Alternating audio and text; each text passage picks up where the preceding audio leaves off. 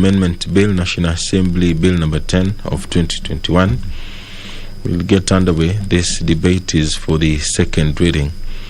The objective of the Central Bank of Kenya Amendment Bill is to amend the Central Bank of Kenya Act to provide for licensing of digital credit service providers who are not regulated under any other law. The current position, according to the Chairperson, Departmental Committee on Finance and National Planning, there is no legal framework governing digital borrowing platforms. As such, the Central Bank of Kenya will have an obligation of ensuring that there is a fair and non-discriminatory marketplace for access to credit. The Kenya Roads Amendment Bill, National Assembly Bill number 13 of 2021, is also in the order of business this afternoon. The principal object of this bill is to amend the Kenya Roads Act number 2 of 2007 to align the Act with the provisions of the Constitution with regard to the auditing functions of the Office of the Auditor General. The Act currently refers to the defunct Office of the Controller of Budget and the Auditor General. The bill further seeks to amend the term of office of and the qualification of the Director General of the Kenya Roads Board appointed under the Act. The bills which have been lined up for debate for the second reading include the Trustees Perpetual Succession Amendment Bill, the Radiographers Bill. In the Committee of the Whole House, the Members of Parliament will be considering various amendments proposed under the Referendum number 2 Bill, National Assembly Bill number 14 of 2020. This bill is courtesy of the Chairperson, Departmental Committee on Justice and Legal Affairs. The Perpetuities and Accumulations Amendment Bill, National Assembly Bill number 24 of 2021, has also been lined up for debate for the second reading. The Chairperson, Departmental Committee on Environment and Natural Resources, will move a motion on the session on paper number 1 of 2021 on the National Water Policy. There are various questions which will be asked by various members, among them the member for Endebess constituency, Honorable Robert Pukose, who has a question to ask the Cabinet Secretary for Lands and Physical Planning. The member for Bomachoge constituency, Bomachoge Chache constituency, Honorable Alpha Miruka, also has a question for the Transport, Infrastructure, Housing, Urban Development and Public Works Cabinet Secretary. The member for Subukia, Honorable Samuel Kechobe, will ask the Cabinet Secretary for Interior and Coordination of National Government a question as well. The member for Embakasi Central, Honorable Benjamin Mwangi, also has a question which he will ask the Cabinet Secretary for Lands and Physical Planning. The members who have questions this afternoon are the member for Moya constituency, Honorable Kabinga Washira, the member for Kamukunji constituency, Honorable Yusuf Hassan, who will be asking the Teacher Service Commission to explain the circumstances that led to the denial of leave of absence to one James Kipkosgei Kemei of TSC number 664932, a teacher at the Moi Forces Academy of Nairobi, who won the Fulbright Distinguished Awards in Teaching for International Teachers and was scheduled to travel to the United States of America on 10th August 2021 for intensive professional development training. The member will be asking TSC chairperson to explain why the Commission has not allowed the few and top bright teachers selected for the Fulbright Distinguished Awards to proceed for training in the United States for the last 4 years, and also what measures has the Commission, TSC, put in place. to ensure that teachers benefit from the Fulbright Distinguished Awards in Teaching program. The question by the Honourable Member for Kamkunji constituency will be replied to before the Departmental Committee on Education and Research.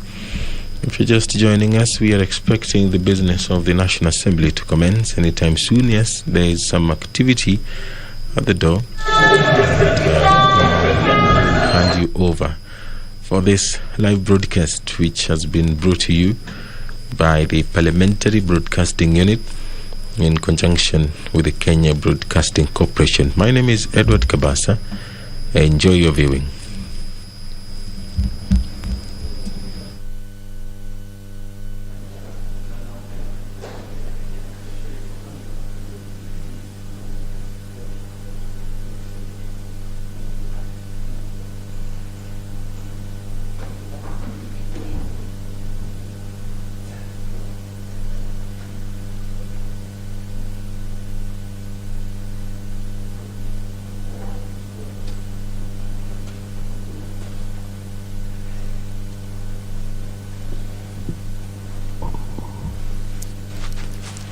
Let us pray. Almighty God, who in your wisdom and goodness have appointed the office of leaders and parliaments for the welfare of society and the just government of the people, we beseech you to behold with your abundant favor us, your servants, whom you've been pleased to call to the performance of important trusts in this republic. Let your blessings descend upon us here assembled, and grant that we treat and consider all matters that shall come under deliberation in so just and faithful a manner as to promote your honor and glory, and to advance the peace, prosperity, and welfare of our country and of those whose interests you have committed to our church. Amen.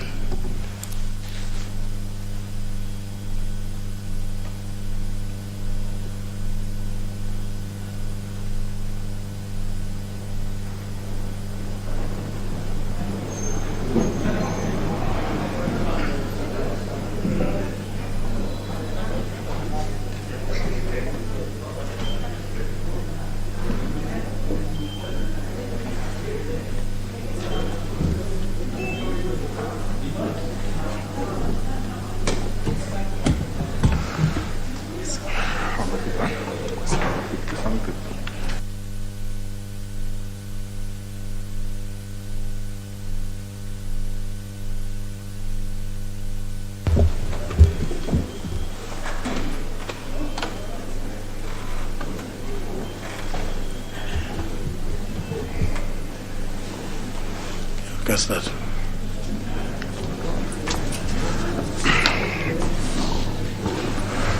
Order number 1, administration of oath.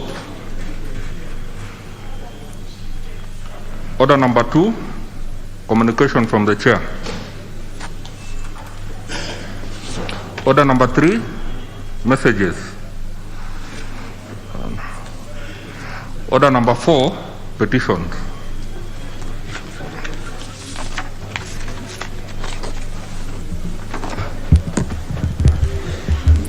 Honourable members, starting on 225, subsection 2, paragraph B requires the Speaker to report to the House any petition other than those presented by a member. And further, Article 119 of the Constitution provides for the right of any person to petition Parliament to consider any matter within its authority, including petitioning the House to enact, amend, or repeal any legislation. In this regard, honourable members, I wish to report the House that my office has received a petition from a Mr. Charles Ochieng of ID number 11154-191 and 91 other residents of Miwani in Kisumu County. Honourable members, the petitioners claim that in May 2021, the Ministry of Health reported the first 5 cases of the Indian COVID-19 variant in the country. The results of those cases were from samples obtained from returning workers who had traveled to India and working in Kisumu.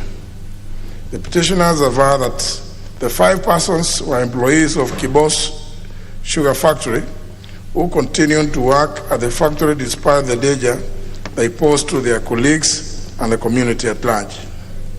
The petitioners believe that the failure to enforce the laid down COVID-19 protocols contributed to the exponential rise in infections within counties in the Lake region.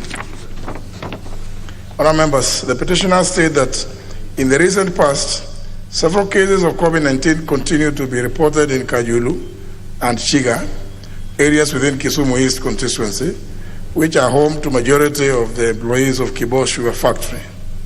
Despite being aware of the containment measures put in place by the national government on 17th of June 2021, the company has not taken measures to address the matter.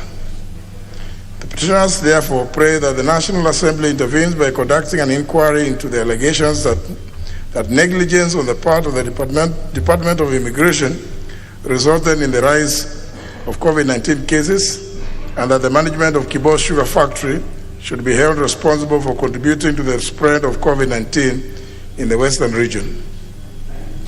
Our members, pursuant to provision of Standing Order 227.1, this petition stands committed to the Departmental Committee on Health.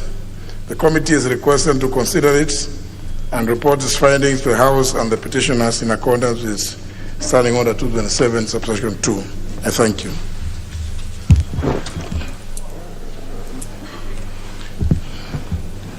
Mutua Barasa. Thank you, Honorable Speaker. While the petitioner has a right to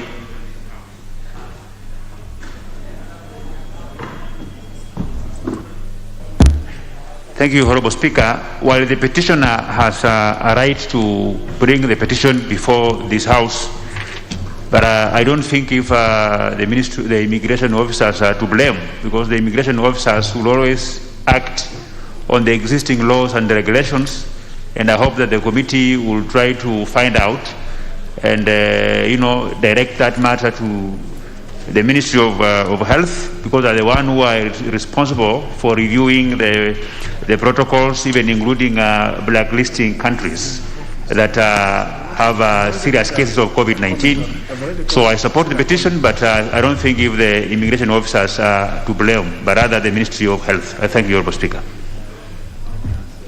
Honourable Sankok. Honourable Speaker, I do support the petition and the petitioners, Honourable Speaker, and I think it is imperative that the committee also co-opt the Committee of Health, so that, because this protocol are squarely on the Ministry of Health, so that they can deal with it together. So thank you very much, Honourable Speaker. I do support. Hello. Thank you, Mr. Speaker. Mr. Speaker, Article 119 is clear on matters of petition. Any Kenyan has a right to petition.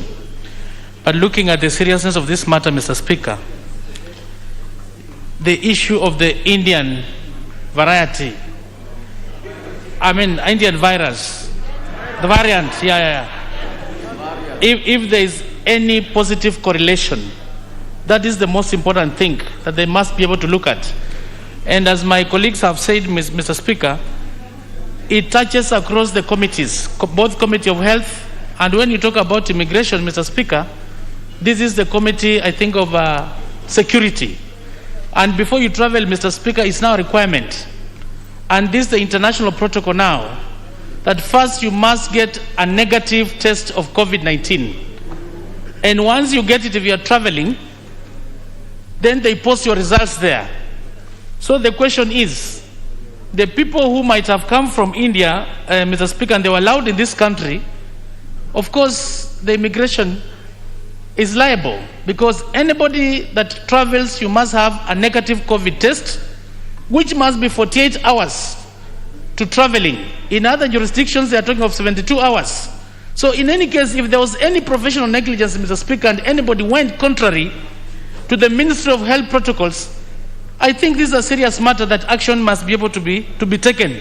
And that can only be done, Mr. Speaker, if you've ascertained that there is a positive correlation that existed. And again, Mr. Speaker, Trans Nzoia was closed down, Bungoma was closed down, Siaya, Kisumu. When you look at the risk, Mr. Speaker, that these people went It's supposed to be comments, observations, and clarification. Now, yes, Mr. Speaker, I'm finalizing. And we request the committee to move with speed so that this matter is an essence of time, Mr. Speaker, so that the action can be taken accordingly. I thank you. I was debating, eh? Honourable members, because of petition, the 30 minutes which are provided for in the standing orders will apply even if you have 10 petitions. You only have those 30 minutes. And I do know that we have some petitions whose reports are going to be tabled here. We will still have to apply the same 30 minutes. So I can see members who are trying to raise up their hands. We don't do that, and I'll never see hands up. Honorable Pukose. Thank you, Honorable Speaker. Honorable Speaker, I think facing this pandemic that is global, it is important that we have interministerial correlation and cooperation. So I'm hoping that the committee should be able to look at what are the best measures that we can be able to put, especially when we are rolling out the vaccination, because I think vaccine has been established to be key to the fight against this pandemic. So I think as you look into this report, let's also assess on how much of the vaccine rollout is being done, because I think that is a very key area that we need to actually pay a lot of attention so that we can bring this pandemic to a closure. Thank you, Honorable Speaker. Honorable Passaris. Thank you, Mr. Speaker. Mr. Speaker, the first thing I want to say is the variant is not called Indian variant. It is called the Delta variant. The next thing is I came on that flight on the 29th, the last flight from India on the 29th, and I was at the airport. And in spite of the fact that we actually were mandated by the government to have a PCR test before we boarded the flight, when we landed here, we were isolated at the airport because it was the last flight coming in from India. We were isolated. We were tested again in Kenya. So they didn't just take the results that you came with from India. They tested us again in Kenya. And while they tested us at the airport, though they found a few people that were positive. And we were actually being put even aside in the airport. Those who were positive were here, those who were negative were here. So I believe that the airport, immigration, and the health department did a really good job. But where the problem could have occurred is if the person who tested negative with the PCR, tested negative at the airport, we were still told that we have to still do a mandatory quarantine of 14 days. So I never came to Parliament. I never left my house for 14 days. I isolated because it was mandatory to do that, knowing where we came from and knowing that you could test negative today and be positive tomorrow. So the petitioner is right in the sense that if these people actually went to work, they did not adhere to the protocol of staying at home for 14 days, irrespective of whether you tested negative, then I think they are culpable and have committed a criminal offense because they've spread it and many people have lost their lives. So I think that it's important that the petitioner gets the necessary action taken and an investigation done. Because if they had stayed home for 14 days, they would not have spread the infection if they had still tested negative on both points. Thank you, Mr. Speaker. Honorable Dr. Chebet Tum. Honorable Speaker, I stand to support the petition. Honorable Speaker, the 5 members, the 5 people who came from India should have been quarantined 14 days. The Indian variant or Delta variant is a dangerous one, and I don't know why the people of Kibo's factory just left those people to roam about. Honorable Speaker, that variant was transferred to Nandi County by somebody who is a tailor. And he came to Nandi's and he was sick there. And 16 people or 15 people from Nandi County, where I come from, got a variant from Kisumu. Honorable Speaker, we really need to take care of our people. When we go outside the country, there are some countries you cannot go. You have to stay 14 days. So I don't know why Kenya, we are so easy. We just allow people to come anyhow to the country. Honorable Speaker, I was the first person to give a statement on COVID-19 in this parliament, and it is my opportune time to let the people of Nandi know that I do speak, so that those who are used by my opponents know I'm an active member of this parliament. They should not only, Honorable Speaker, discuss about Makufuli. I made a mistake, I said Makufuli instead of Makufuli. Honorable Speaker, let them see the positive. I contribute here. Let them know I gave a motion on cervical cancer, which the government have taken over. Honorable Speaker, we need to educate people who do not watch, so that they watch what we do here and know the serious members of this parliament. Thank you.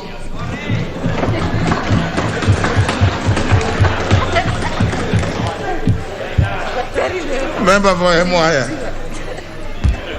Honorable Speaker, thank you. Despite the other connotation brought in this particular petition, I want to say that I support it. We, the people of Western, and especially around Luanda to Emuhaya towards the other side, we really suffered. And I'm telling you, we have been losing people to the extreme of even 36 per week, or even more.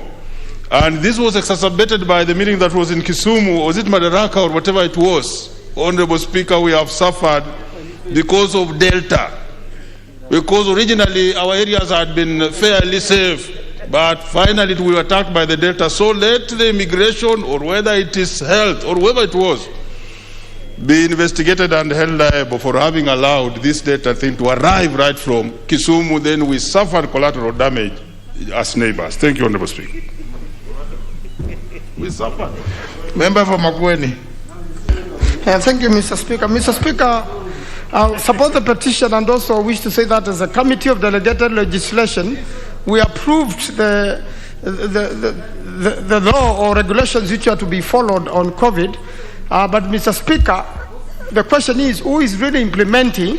As the Minister of Interior is involved, the police are involved, and the Minister of Health. Is there really a way the Committee of Health, which is going to consider this petition, can find so that there is proper implementation? This matter also ties to the counties, the Council of Governors. Now they want to have a devolution conference in Makueni when this devolution, when this matter of COVID is very high and we know what it has been doing. So, Mr. Speaker, while the committee considers this, we need to have a way. The Ministry of Health is able to be fully in charge. You have seen our Ministry of Transport, Mr. Speaker, have allowed the matatus. Those regulations have not been brought into this House. We have not considered them. And you can see the damage is likely to cause, Mr. Speaker, because of the Delta variant. I thank you. I think this House must really take charge of the situation, and the Committee of Health must be firm, Mr. Speaker, so that the regulations are followed and proper ones are implemented, so that they are not made every day by government and then they are not brought to this House, Mr. Speaker. I thank you. Member for Wajir South.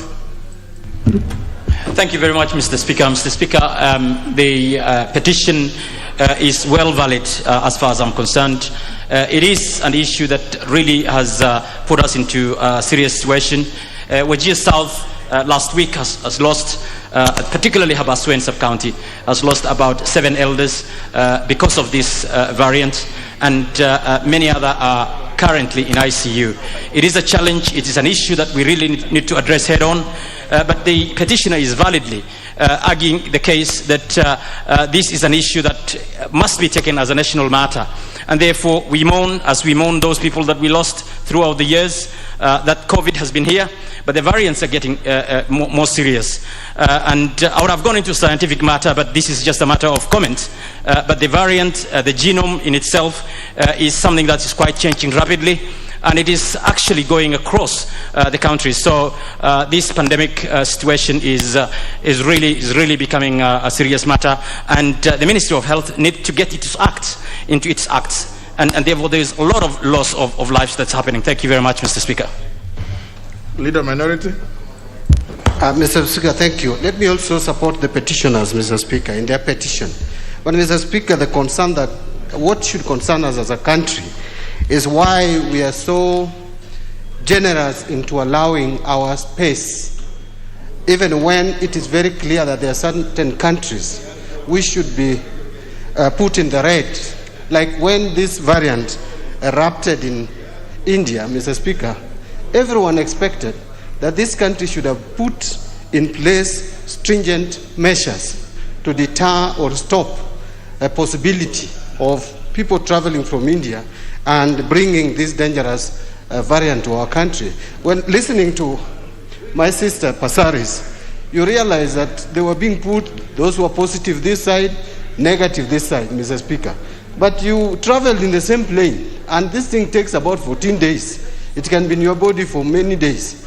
So what measures did the officers who are concerned take to ensure that those who had not shown those symptoms or been tested positive are put in some kind of surveillance, Mr. Speaker? But finally, Mr. Speaker, something really interested me, and Mr. Speaker, allow me to say it, not really to cheapen the debate on this, but it is true that when this variant hit Kisumu, the other counties which were so affected, one was Vihiga, the other one was Kakamega. And clearly I've been telling my brother and neighbor here, Honorable Mboko Mlemba, that demonstrates how close Vihiga and Kakamega are to Kisumu, more than even Homa Bay and Migori.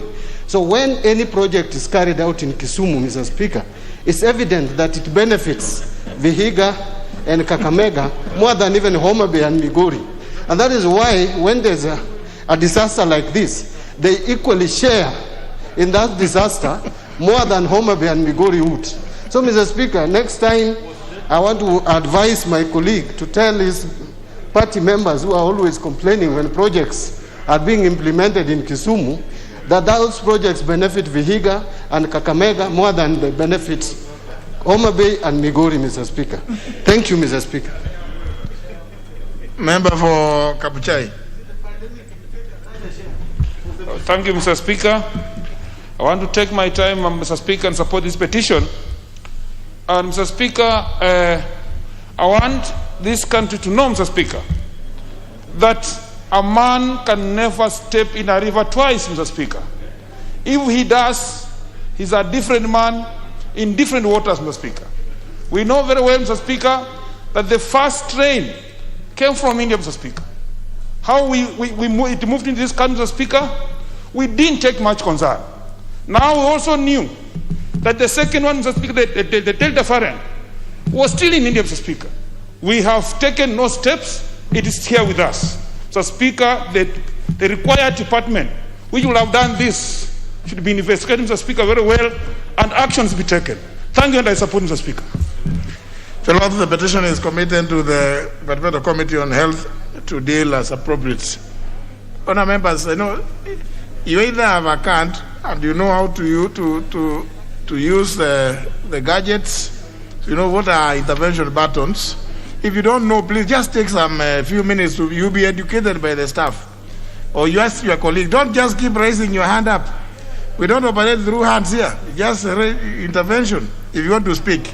Unless you want to do some other things, like doing jigs. Next order. Order number 5, papers. Majority whip. Thank you, Honorable Speaker.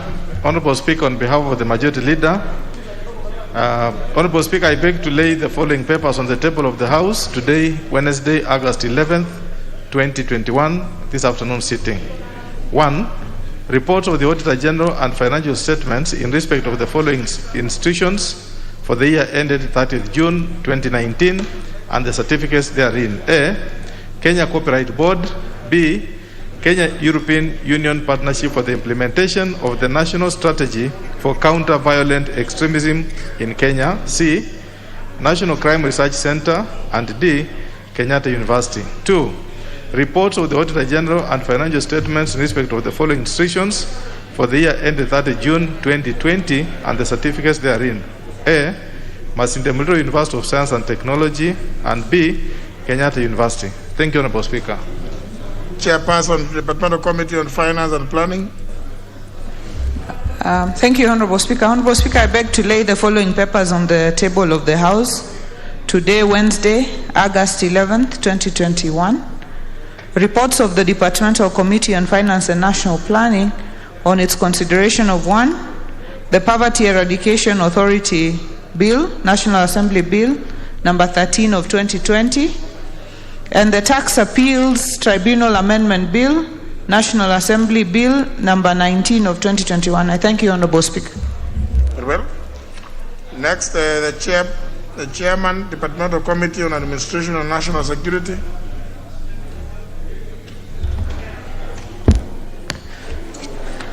Thank you, Honorable Speaker. Honorable Speaker, I beg to lay the following papers on the table of the House today, Wednesday, the 11th August 2021. Reports of the Departmental Committee on Administration and National Security on its consideration of 1, public petition regarding insecurity in Saku constituency and the larger Marsabit County. 2, public petition by residents of Wajir and Garissa counties regarding lack of access to citizen registration services. 3, public petition regarding recognition of the Pemba people of Kenya as citizens of the Republic of Kenya. And 4, public petition regarding amendment of the Firearms Act Cap 114. I thank you. Very well. Honourable members, I want to give this direction. Given the peculiar nature of those 3 public petitions, the public petition regarding insecurity in Saku constituency and the larger Marsabit County, and the public petition by residents of Wajir and the Garissa counties regarding lack of access to citizen registration services, and the public petition regarding recognition of the Pemba people of Kenya as citizens of the Republic of Kenya. I direct that these reports, I've seen them, and I've seen the recommendations. Some of them are weighty, and I think it would be fair that the House gets a chance to debate them and appropriate resolutions be made so that implementation can then be followed, can take place after the House resolves one way or other, as recommended by the committee. They are too weighty to be just left as just reports. So I will not, we will not deal with them here by way of comments, observations, and clarifications, because if we do, we will not really get to the bottom of. And I would urge members to look at the 3 reports. They are important. So, in the course of next week, I'll give some days when they should be debated. For the first one should be on the other paper on Wednesday next week. Wednesday next week.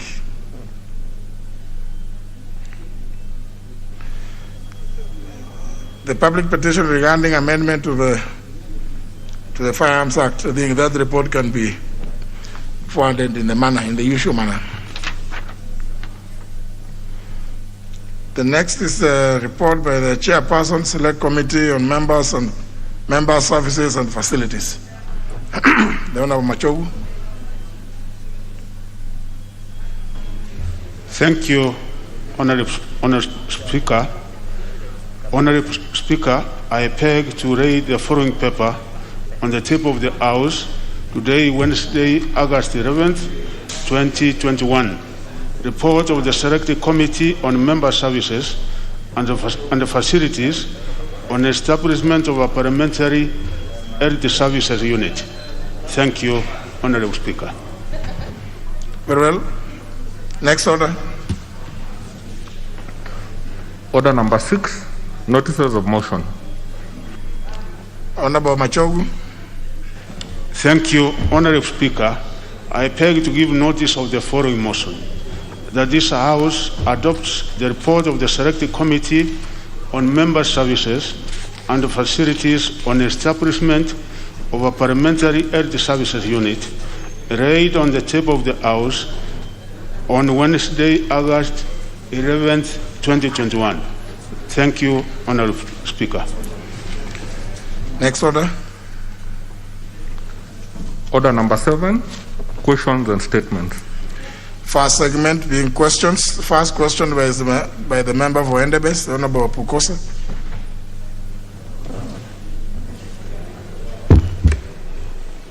Thank you, Honorable Speaker.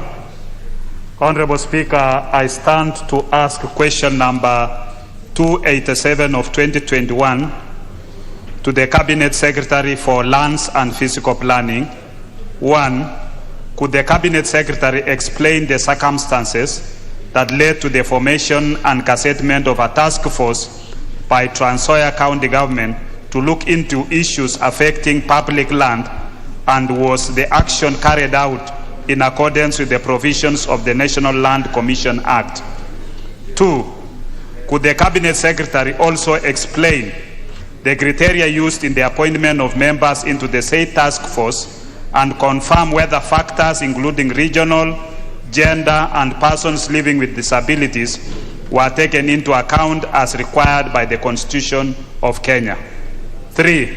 Could the Cabinet Secretary clarify whether effective public participation was conducted during the formulation of the county task force?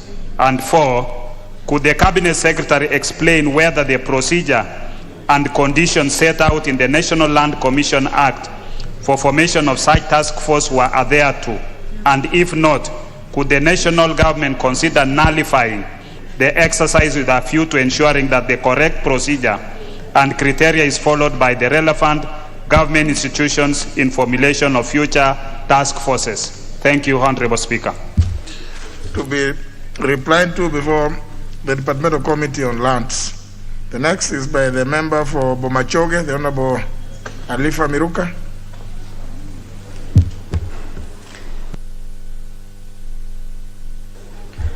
Thank you, Honorable Speaker. I stand to ask question 296/2021 to the Cabinet Secretary for Transport, Infrastructure, Housing, Urban Development and Public Works. Item number 1, could the Cabinet Secretary provide the status of construction of the 75-kilometer road Omoringam, Kenyenya, Ibencho, Mugambi, Nyamasege, Ogembo, Ikoba, Mises, Motonto, Ogembo Road in the Bomachoge constituency, and indicate when the said road is expected to be completed? Item number 2, could the Cabinet Secretary provide details of the contractor awarded to the said contract and indicate the amount of money that has been paid to date for the project? Number 3, could the Cabinet Secretary explain actions taken against foreign companies who are awarded contracts for such a huge projects but fail to deliver? Thank you, Mr. Speaker. The question will be replied to before the Departmental Committee on Transport, Public Works and Housing. The next question is by the member for Subukia, Honorable Gashobe.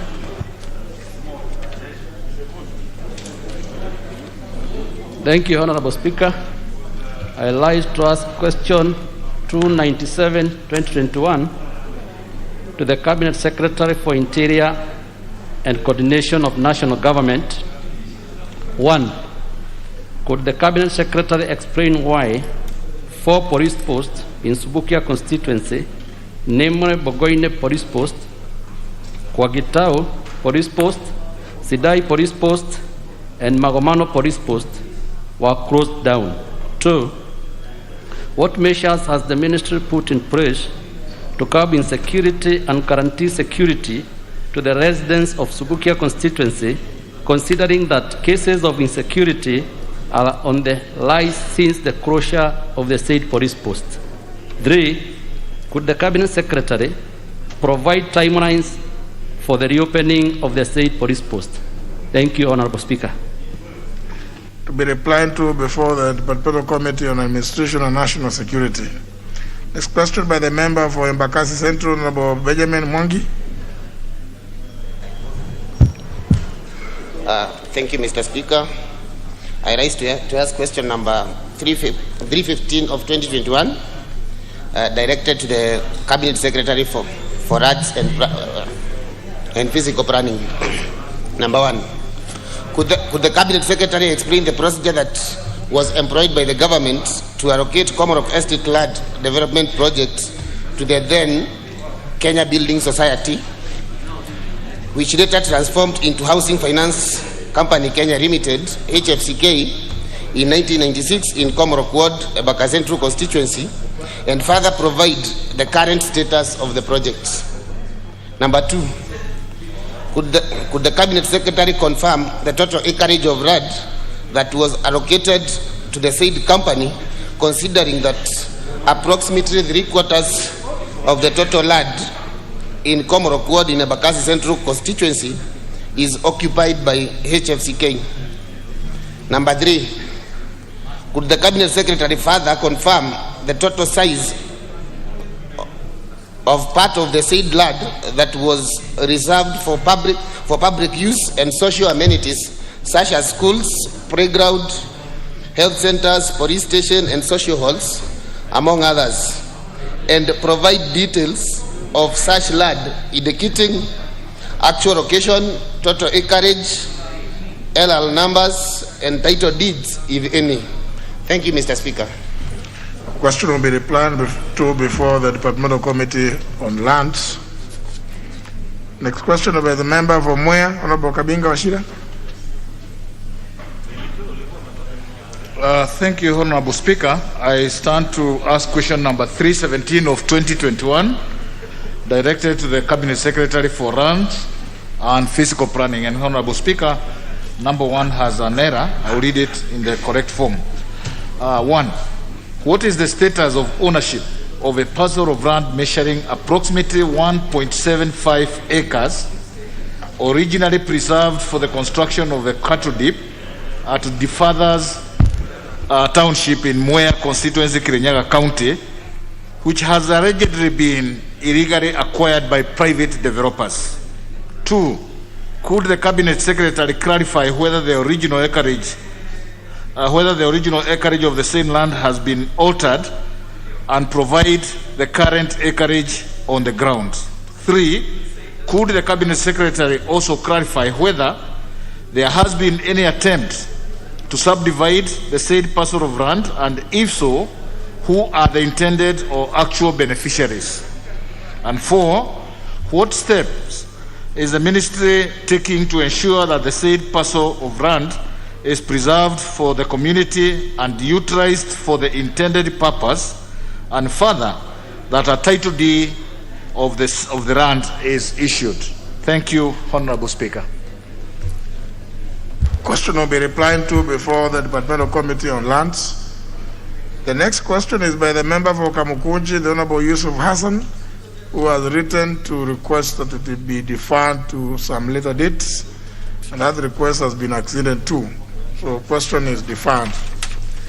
The next segment is about statement responses, and we have responses to various statements.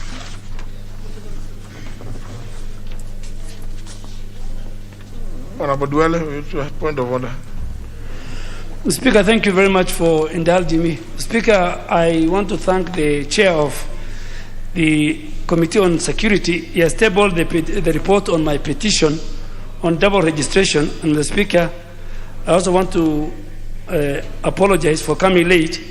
You have given direction that the matter be discussed next Wednesday.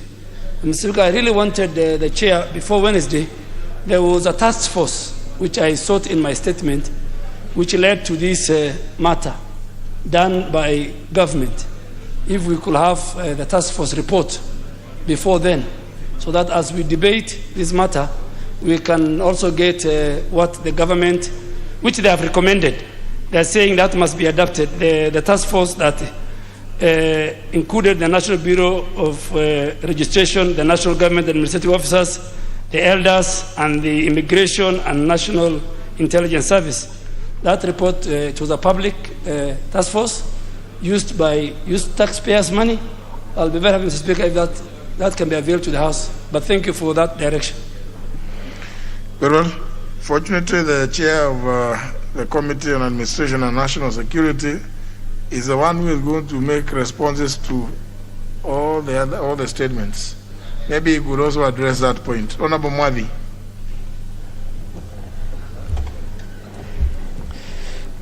Thank you, Honorable Speaker. And in regard to that request, I will seek for your guidance as to whether then I can submit that report as an annex to the petition that was brought in by Honorable Duale. If you guide so, then I'll be able to do so. Yes, during debate, I think it will be you would be perfectly entitled to do so as the chair of the committee. Thank you, Honorable Speaker. I'm guided.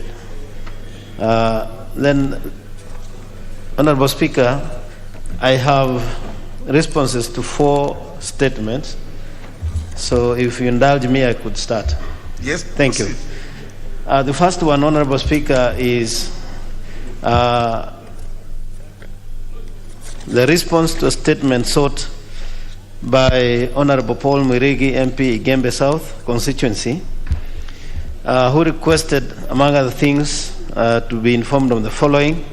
Number 1, the Cabinet Secretary to explain why drivers are asked to pay police officers to provide security escort along the way, especially those from Tarbash Police Station all the way to Mandera.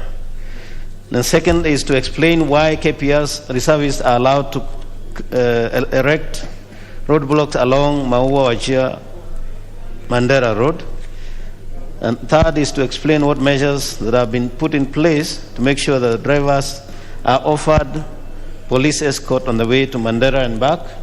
4, to explain whether the government can consider licensing miraa traders and drivers to hold guns for their safety, since they pass through sections that are prone to attacks from terror groups such as Al-Shabaab. 5, to explain why there is a slow response from the police whenever they are called upon to attend to an emergency along the mentioned routes. And finally, 6, to explain why miraa transporters are asked to surrender their vehicles together with their commodities to the local drivers without formal agreement. And the response, Honorable Speaker, is as follows: that the National Police Service officers provide security along roads through mobile patrol from Kotulo to Mandera and Takaba, and to Mandera on the way back. Officers are not paid to provide security, since this is the core mandate of the police. Secondly, that all road barriers within Mandera are manned by National Police Service officers under supervision by their respective commanders, and appropriate strategies have been put in place to ensure the movement and security of all traders, including miraa traders, are well secured all the way from Kotulo to Mandera and Takaba to Mandera and back. Thirdly, that the police officers provide convoy escorts for drivers on their way to Mandera. However, we noted that miraa drivers most often than not do not seek police escort and prefer to operate on their own. The next point is that the Kenyans who meet the legal requirements to possess firearms are allowed to apply for license to acquire civilian firearms as per the Firearms Act Cap 114, Section 5(1) of the laws of Kenya.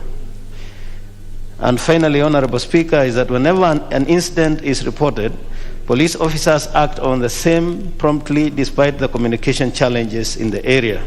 It is also advisable that all traders, including miraa, to report to authorities any form of intimidation and enable investigations to be carried. I thank you, Honorable Speaker. That's a response. Honorable John Paul Mwirigi. Thank you, Mr. Speaker. First and foremost, Mr. Speaker, I want to thank the chairperson for the response. But, Mr. Speaker, after going through the response, I have seen that the response are not satisfactory. Because, Mr. Speaker, the response are obvious. They are explaining, Mr. Speaker, the duties of the police officers.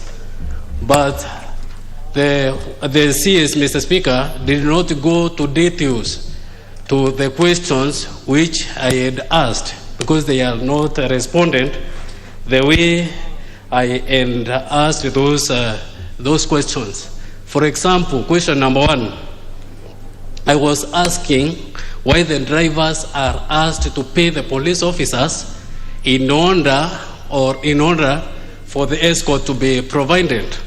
But, Mr. Speaker, in response, they have just told us the way the police provide the escort. So, Mr. Speaker, I would seek your indulgence, Mr. Speaker, to request the CS to answer or to respond to my statement to satisfactory, because for example, the last question number 6 is not responded. It is not attended to, because the question to the chairperson, I wanted him to explain why Mira transporters are asked to surrender their vehicles together with the commodities. But, Mr. Speaker, there is no response regarding that to explain why they are requested to surrender. Mr. Speaker, remember this petition which I was seeking here, 3 people were killed on the way. There is no explanation to why or to the measures the ministry is taking to ensure that these people have already gotten the gotten the justice, Mr. Speaker.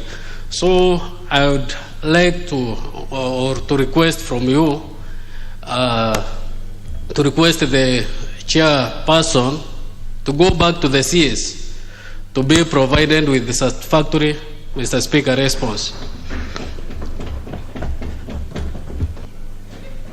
Now I can see the Deputy Majority Whip also wants to weigh in.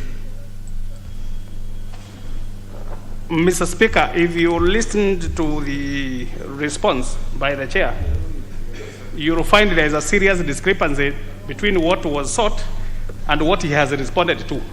He's just giving a routine of what should happen, but not what happens. Because what happens is that the police are paid to do those services. Second, on this specific incident, we actually, even when we were raising the statement that time, we explained that the survivor, one of the survivors, did disappear when the attack happened. And this fellow who disappeared had come all the way from Maua in the same lorry. And he is the one who is said to have coordinated the killings or the attack. Now you hear it's about Al-Shabaab. Mr. Speaker, this incident is not Al-Shabaab. It's business rivalry. So the Minister for Interior, when he's responding to this, he wants to be just another Museo of Baraza. When you hear gunshots, you think it is Al-Shabaab. No. Can we seek your indulgence, Mr. Speaker, for the chair to take a week and they say what he has brought is an orange when we are asking for a mango? Can he go and bring an answer about the killing and this investigation? Because I've never heard another fella being asked to go and back and forth, and we are talking about murder of 3 people. Now I can see another one who has an interest. Honorable Irengo. Thank you, Chair. Thank you, Speaker. And I thank the chairman to have reported exactly what he was given. But, Mr. Speaker, let me confess here that is just a very superficial answer, which we all know that is what the police say. But the facts on the ground, Mr. Speaker, is that there are millions of roadblocks on the road, and those roadblocks are manned by policemen, and they wait for these mirror lorries, and they extort money, and these people they drive on to their traps to be killed. Mr. Speaker, on this particular incident, the fellow who was in the same lorry with the deceased, He is the one who coordinated with the people and told them, we are at this spot, we have reached here. And when they got there, they put him in a motorbike and they ran away with him. And when the police got hold of that person, they just told them to be reporting at the police station after 1 week.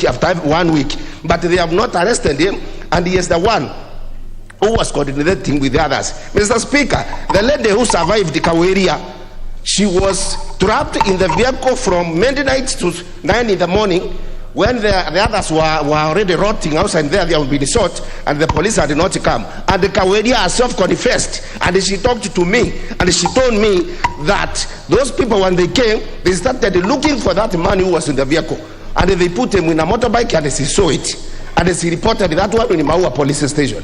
What has the minister done to follow those links to save, to secure, or to do justice to our people who are killed? Mr. Speaker, the policemen never agreed to go to these vehicles. They charge 10,000 shillings for a trip to Moyale. And if you take 2 or 3, you have to pay 30,000. So when you tell us the policemen are supposed to give us services, they are selling those services there, Mr. Speaker. Mr. Speaker, I disagree with the report.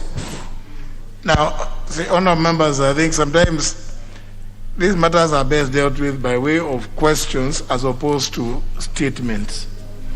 Because, you see, now you are putting the Honourable Mwadhi in a very difficult position, because you are now giving him details, graphics, which I'm sure if the Cabinet Secretary himself was present in a meeting chaired by the Honourable Mwadhi, Honourable Mwadhi would give you the chance to pin him down on these supplementary issues, those supplementary questions, so that you can go to the root cause. But now, the Honourable John Paul Mwirege sought a statement, and it's not the Honourable Mwadhi who was going to give the details. The Honourable Mwadhi forwarded he was forwarded a response. But the Honourable Mwadhi, I think maybe he wants to say something. Yes, Honourable Speaker, thank you for the chance. And I hear the frustration from the members, but the manner in which the statement was sought and the 6 questions which are asked do not refer to anybody who was killed. Probably in the body or background information before the questions were put across, they may have alluded to that fact, in which case I had asked the minister whether there is any information or supplementary information that he would give regarding those who died, and he did, and I have forwarded to the member as an attachment to the statement. But as to whether the drivers are paid, the question number 1, the response is here. The minister says clearly, and I'm not defending him, that officers are not paid to provide security since this is their core mandate. As to the last question, why the transporters are asked to surrender their vehicles, the minister says it is also advisable that all traders, including Mira, to report to the authorities any form of intimidation to enable investigation. So he has attempted to answer in the manner that he has written here, and alluding to the fact that he is not aware that policemen or police officers are paid to give escort. Now, I agree with you totally that if then such happens, and we were to have this in form of a question, then the members would come and even ask supplementary questions, and indeed, like we did in one of the committees, submit evidence on information like those people who have been able to pay police officers, probably if they are given receipts and such things, or any evidence that we can use to actually pin them down that indeed they are paid to offer those services. But away from that, Honourable Speaker, I can only submit this as it is and explain in the manner I have. Thank you. No, that's the best, because you see, the Honourable Mwirigi, it appears like your 2 colleagues, the Honourable Maore and the Honourable Iringo, have some details which are not necessarily connected to this particular request. And I do recall that you actually, I think, you raised something different. There's another one I think which must be pending, which perhaps is the one that, which would have the details like the one the Honorable Iringo has raised. But let me give you. You are the one who raised the issue. Mr. Speaker, the body of the petition has the whole of that details. Petition? The statement. And Mr. Speaker, if those details are not in the statement, the supplementary information which came from the chairperson, Mr. Speaker, would not come, because the supplementary looks more detailed than the questions which are answered. That's why I'm requesting, Mr. Speaker, for the chairperson to go back to the CS so that the statement can be, my statement can be answered to satisfactory. Honorable Mwirigi, John Paul, this is the direction. Honorable Mwadi, convert this to a question, invite the Cabinet Secretary, invite the Honorable Member and all other members that have information. That's the best way you can get to the details. Because even if it is back and forth between the person, the member seeking the statement, and the chairperson, we are not getting anywhere. So it's better convert it to a question, refer it to the Cabinet Secretary, invite him to come and respond in person, so that it is viva voce. Yeah, so that's the best way. We leave it at that, Honorable John Paul Mwirigi. Let the question, the statement request will be converted to a question, and then the Cabinet Secretary will come. That's not satisfactory. Mr. Speaker, also, it is good to hear from the chairperson when the question will be available so that it cannot take long. Because the people who we are discussing here, Mr. Speaker, are deceased, and the families want quick response from the Minister of Interior. Thank you. Let the chairperson schedule a meeting for next week, Wednesday. No, members, there's so much, this is not business. And that's why we have to dispose of these things very quickly. Because if this is what becomes business, then the core mandate of the House is lost. It's not, we want to go to, so let's go. Honorable Mwadi, you have another response. Yes, Honorable Speaker, thank you very much. Honorable Speaker, on Wednesday, 12th May 2021, the Honorable Samuel Atandi MP, Alego Songa constituency, requested for a statement on insecurity in Coke Market, Alego Songa constituency, and particularly he sought the following. He stated whether any investigations had been carried out in persistent insecurity and theft of goods and breaking into shops at Dond Koki Market in Alego Songa constituency that had led to brutal killings of several security guards employed by traders and businessmen in the area, when the culprits will be apprehended, and what measures have been put in place by government to curb insecurity in the area, among them ensure that security officers work with community to help them identify criminal terrorizing the community.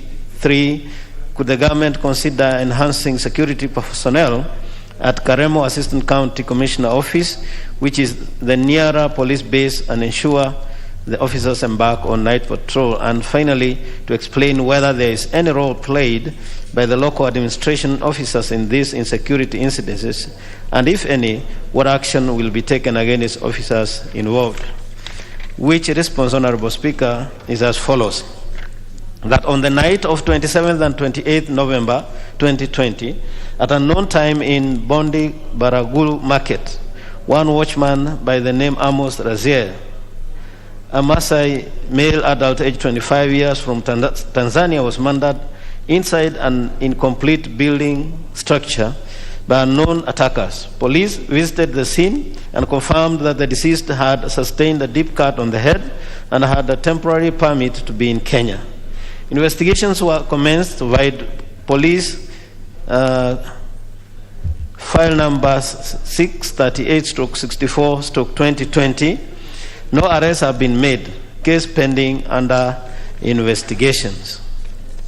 On the night of 29th and 30th April 2021, within Bondi Market, a watchman namely Kennedy Moret, a Teso male adult aged 55 years, who was guarding a wholesale shop owned by Fred Oya, was hit on the head by unknown people and died on the spot. The attackers broke into the shop and stole iron sheets and other commodities of unknown value. Police visited the scene and investigations were commenced by file number 634/110/2021. The case is pending under investigation. Honorable Speaker, investigations are at an advanced stage and appropriate action will be taken against any person found culpable. To ensure security for all, foot and mobile patrols have been enhanced to curb insecurity in the area. Similarly, the community living in the area has been working and supporting police officers to curb crime through sharing of information. The incidences so far reported in the area are isolated and all efforts are being put in place to ensure the security of all people in the area. Mr. Speaker, sir, the strength at Karemo Assistant County Commissioner's Office has been increased and have the capability to deal with any crimes in the area. Honorable Speaker, there is no information as of now suggesting that the local administrators have played any role in insecurity in that area. And Honorable Speaker, I beg to submit the response.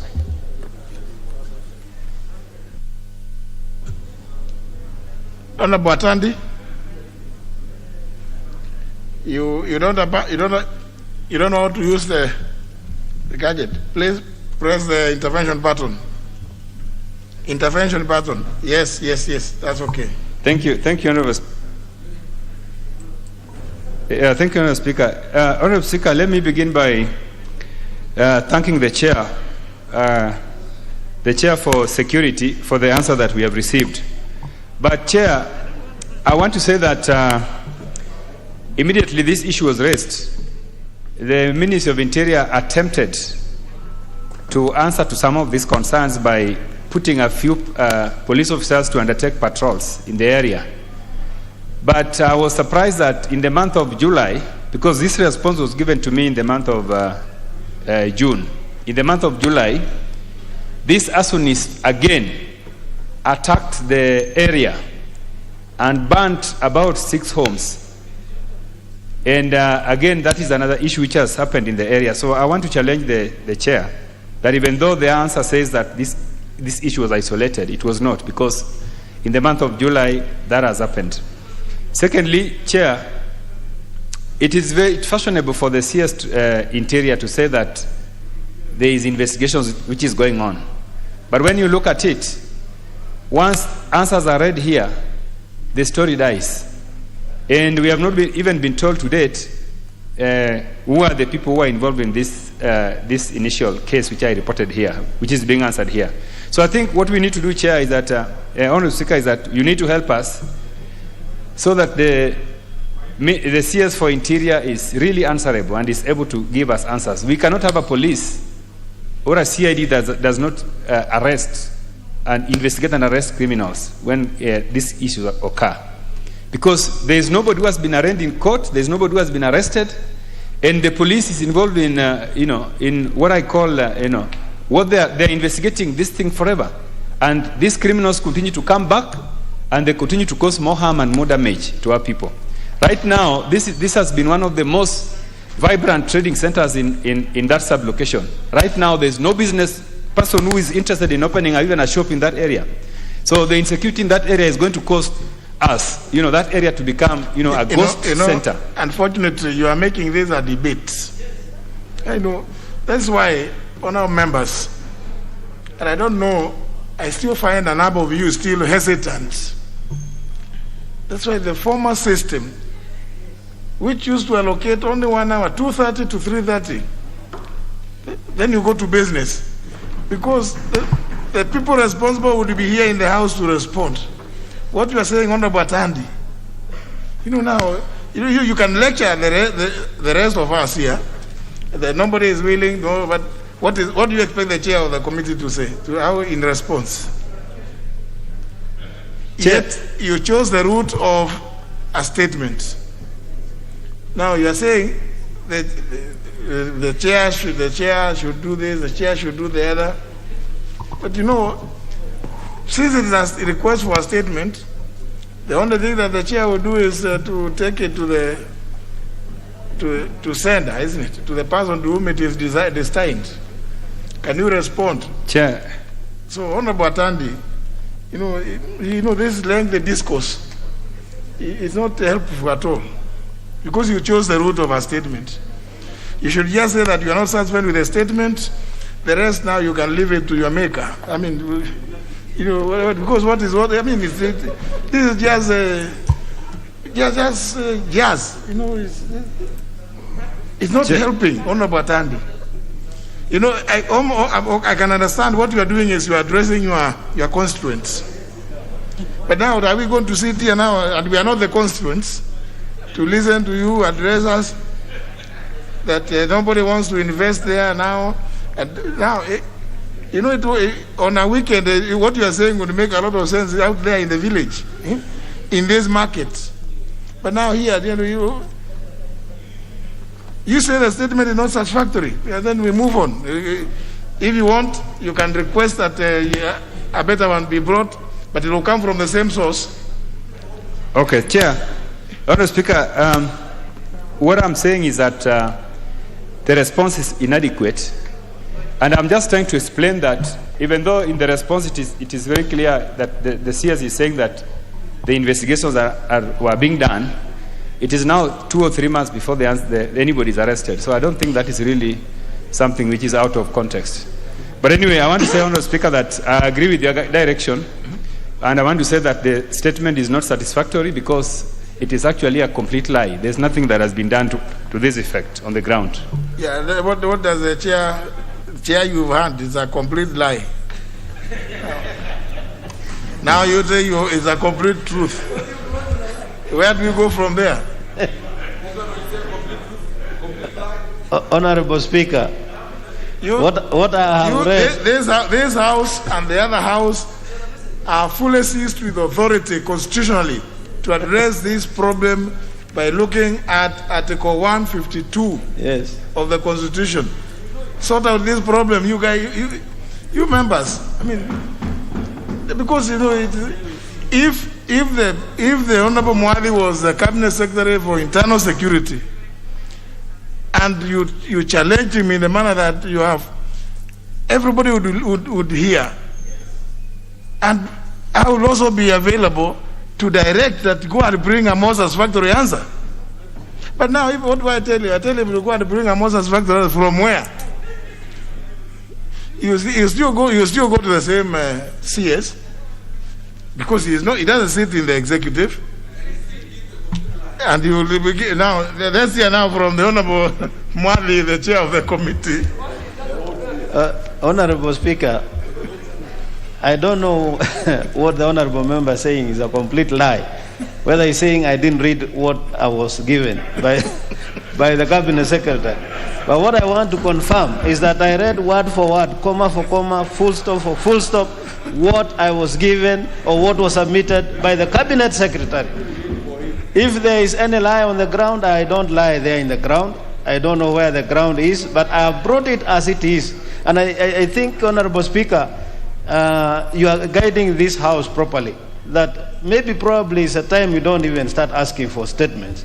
And you bring matters in the form of questions so that we can invite the Cabinet Secretaries, and then you can now one-on-one face the Cabinet Secretary together with any other interested friends of the committee to address the issue comprehensively.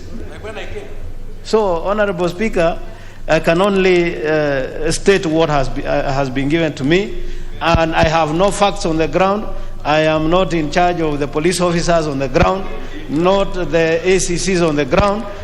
There is a system through the executive which is in charge. So only I've done is to convey the answer as given by the Cabinet Secretary. Honorable Speakers. Let me listen to the point of order by the member for Mwaya. Thank you, Honorable Speaker. And I want to thank you for the direction you are actually giving, because we have seen severally good statements brought here, and I remember vividly one that was so passionate to me by Malulu Injendi, but it was a statement we could not be pursued further.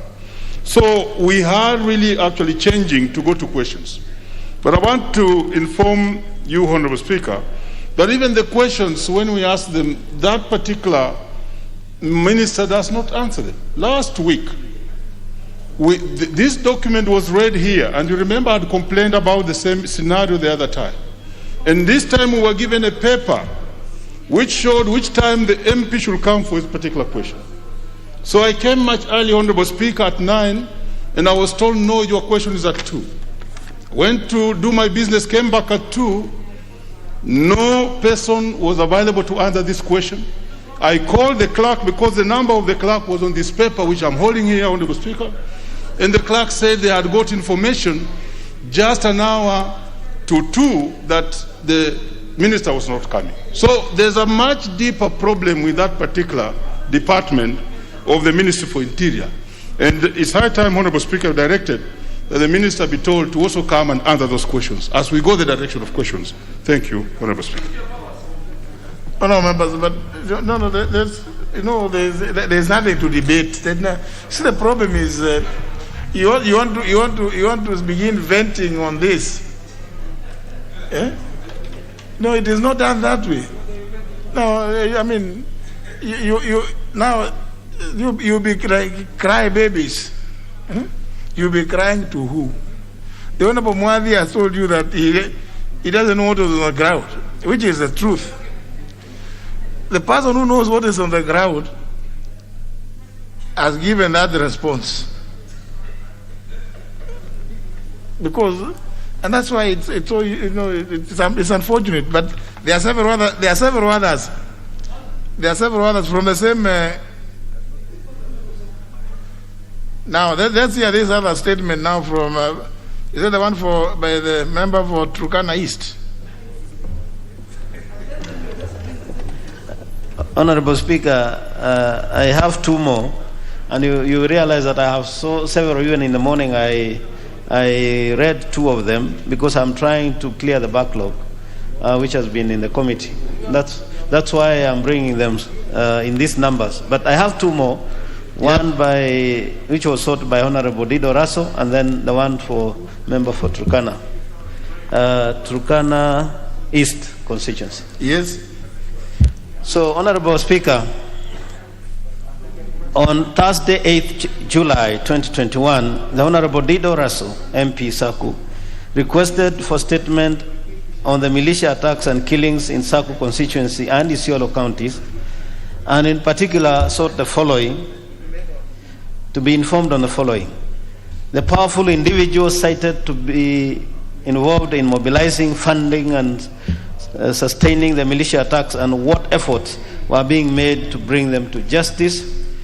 And 2, what measures the government was undertaking to eliminate the militia and restore security in Saku constituency, Moyale, and Isiolo, and how many of these perpetrators have been arrested and successfully prosecuted since 2018. And finally, what efforts were made to recover the stolen livestock which was raided in the full glare of security forces, and what efforts has been made to compensate and support families for loss of their livelihoods. As I answer this question, Honorable, as I give this response to the request for statement and the one that will follow, and probably subsequent security issues, it is also good to let the House know that I have scheduled a meeting with the Cabinet Secretary to be held on Friday this week to address us on the general state of containment of insecurity in the country, given the number of petitions and questions and issues of insecurity that have been raised by members. And during that meeting, Honorable Speaker, we also expect the county reports on peace building from the National Peace Building Secretariat, which is domiciled in the State Department of Interior, as well as giving us the state of preparedness of the country in terms of security for the forthcoming general election. So that is a 2 days engagement exercise, out of which we'll then generate a report and bring to this House. But it will be good if members know a number of these members who have raised these issues. If they could also, if you are going to have the cabinet secretary, if they could also, if it's going to address the issue of insecurity in the country. This is what the Honorable Atandi is raising, the Honorable John Paul Mwirigi, and several other members I can see. I think if they could know when it is cabinet secretary is going to be present, so that they can, after he gives his general statement, members can raise these concerns with him, so that they don't keep bothering you or telling you that what you have given is unsatisfactory. Very well, Honorable Speaker, and we'll get all members informed on the venue and the time that the Cabinet Secretary will be there, but he has scheduled for engagement for 2 days. That is Friday and Saturday, for those who will be available. Honorable Speaker, the response to this statement is as follows. The Saku constituency is in Marsabit Central, borders North Hall and North to the north, and Laisamis to the south. The dominant tribes are the Gabra and Borana, who are in constant tribal conflict, which dates back to 1990s. This has immensely contributed to the high levels of social disintegration, malicious damage to property, loss of innocent lives, among others. The two warring communities have their own militia who are tasked to protect their, in quotes, electoral leadership, business community, and others in the political power are directly involved in the funding and sustaining the militia by purchasing of firearms, ammunition for protecting them. Police efforts to restore peace and bring to book perpetrators of violence have been a challenge due to lack of direct evidence to link them. In addition, the local community is unwilling to betray their leaders. Honorable Speaker, in a bid to eliminate the militia and restore security in Marsabit, the government, through the police and other security stakeholders, has constantly employed the following measures. 1, deployment of additional officers in volatile areas and outposts. 2, enhanced police patrols within town and its outskirts. 3, peacemaking initiatives through the local administrators, elders, and other key stakeholders. 4, erecting barriers and roadblocks to curb trafficking of small arms and other weapons.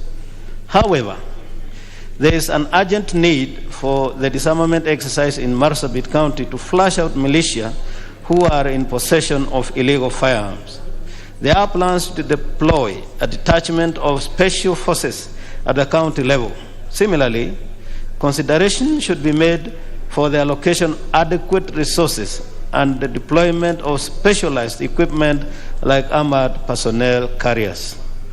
Honorable Speaker, the local leadership, through the chiefs and assistant chiefs, have been engaged in peace negotiations within the warring communities with the aim of returning the stolen livestock to the farmers. A policy has been developed that every chief take responsibility in case the footsteps of stolen stock reach their area of jurisdiction. Honorable Speaker, I beg to submit. Honorable Russell.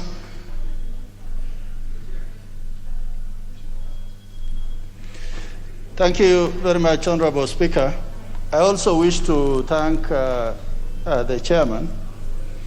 I don't want to shoot the messenger, but what is clearly coming out is the failure of our security system and paralysis of government, where we are being told that politicians have militias and nothing is being done.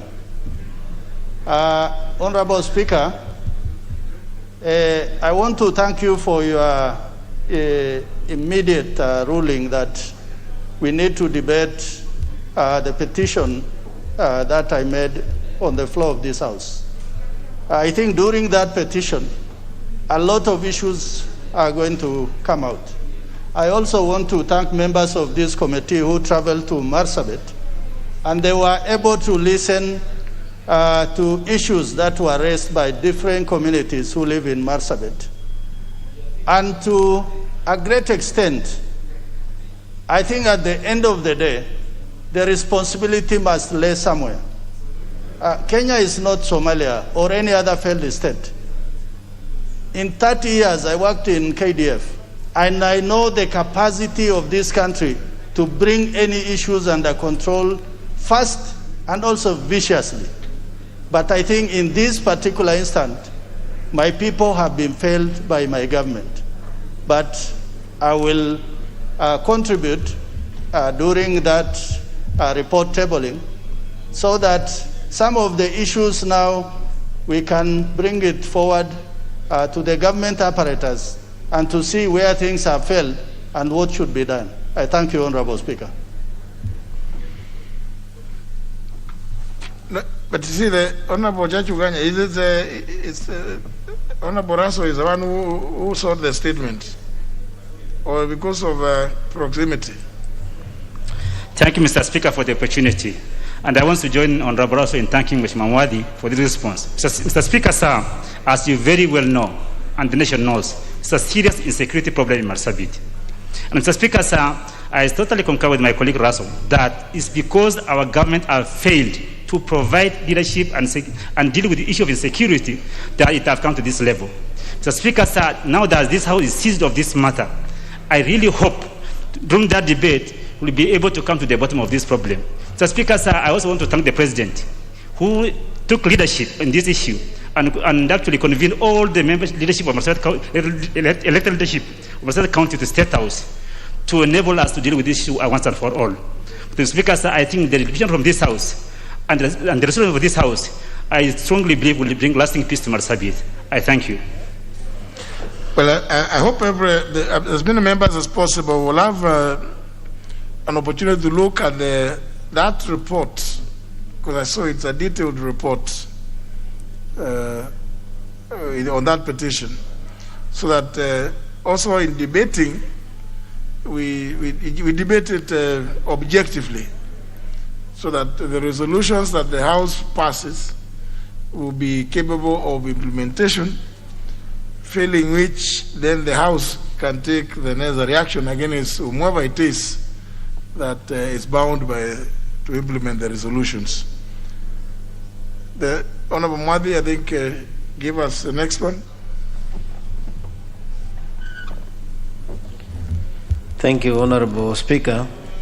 And in that last one, I'm sure during the debate on the petition, we'll be able to pick most of the issues. But again, I request members, especially those who have issues on serious insecurity, to get in touch with our Secretariat for information on the location and the timings of our meeting with the Cabinet Secretary.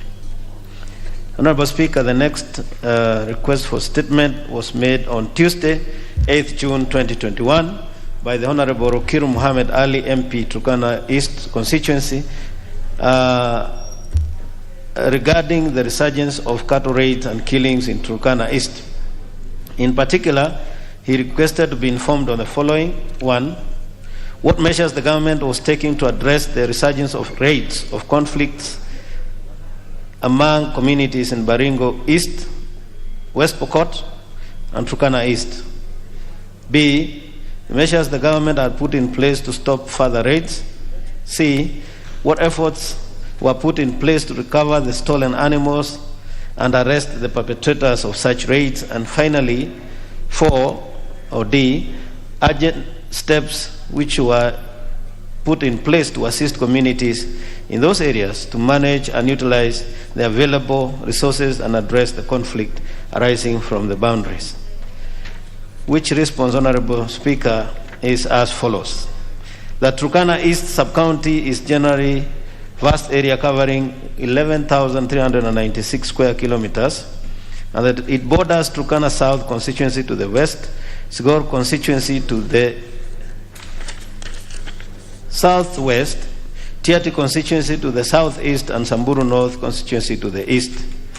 And the chronology of events that occurred as follows. One, that on 12th May 2021, and not 12th March, as put by the honorable member, gunmen believed to be Pokot bandits attacked Turkana herdsmen at Riet, a newly established Manyata situated about 120 kilometers north of Lokori police station, where there is no single security road, either as an entry or exit point. Police officers from the station visited the scene, which was established to be a Manyata called Napak Arengan. The attackers allegedly drove away 90 heads of cattle belonging to one Mr. Ekatapan. There was no clear indication that the bandits killed any Turkana herdsman, since nobody was found, either at the scene or within the neighborhood. Concerted efforts by police officers to return to the same areas on 13th May 2021 and on 14th May 2021 to trace witnesses bore no fruit. Even the local people who would have been eyewitnesses failed to verify whether there was any body. Additionally, there were no registration or stroke identification document bearing the names of Ekatapan Yolelel, Lowoi Yolelel, and Etelek Yoelel, contrary to what is being claimed. 2, on 30th April 2021, there was no report made to the police station of any banditry attack at Ngilukia, Manyata. And 3, that on 4th May 2021 at around 1640 hours, at Kapedo village, about 2 kilometers from the General Service Unit camp, gunmen believed to be Pokot bandits attacked Turkana herdsmen while grazing their livestock and made away with 40 goats. A joint security operation team immediately responded and managed to repulse the bandits towards Tiati Hills. No one was injured during the incident. 4, that on 15th May 2021, there was no incident that took place.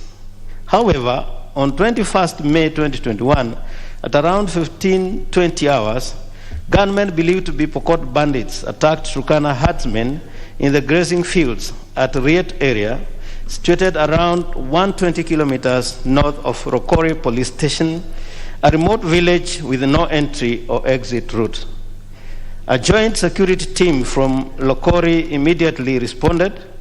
The team managed to recover 620 goats and 470 herds of cattle from the bandits, which were later handed back to the Turkana herdsmen. 5, that on 3rd June 2021 at around 0930 hours, Pokot bandits indiscriminately shot at the residents of Lomelo village, who were erecting a fence between the densely populated village and Silale Primary School, injuring 3 people as follows. 1, Arupe Naidokwang, a Turkana male adult aged 30 years, was shot at the left shoulder. 2, Musa Namaire, a Turkana male adult aged 25 years, was shot at the right shoulder. And 3, Robert Askol, a Turkana male adult aged 29 years, was shot at the right knee. Have they become part of the bandits exchanged fire with the rapid deployment units, that's RDU personnel, based at Lomelo, who repulsed them towards Silale Hills.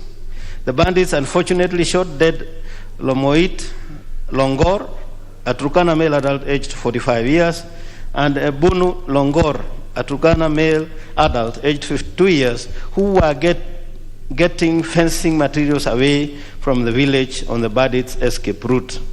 Nothing was stolen during the attack. The security team repulsed the bandits towards the direction of Tiati West and overpowered them. The security team did not cite the livestock that were initially reported stolen during the fire exchange. However, the children who were allegedly abducted by the bandits were later traced and found unhurt since they had run away from Katamanak Manyata to hide in bushes.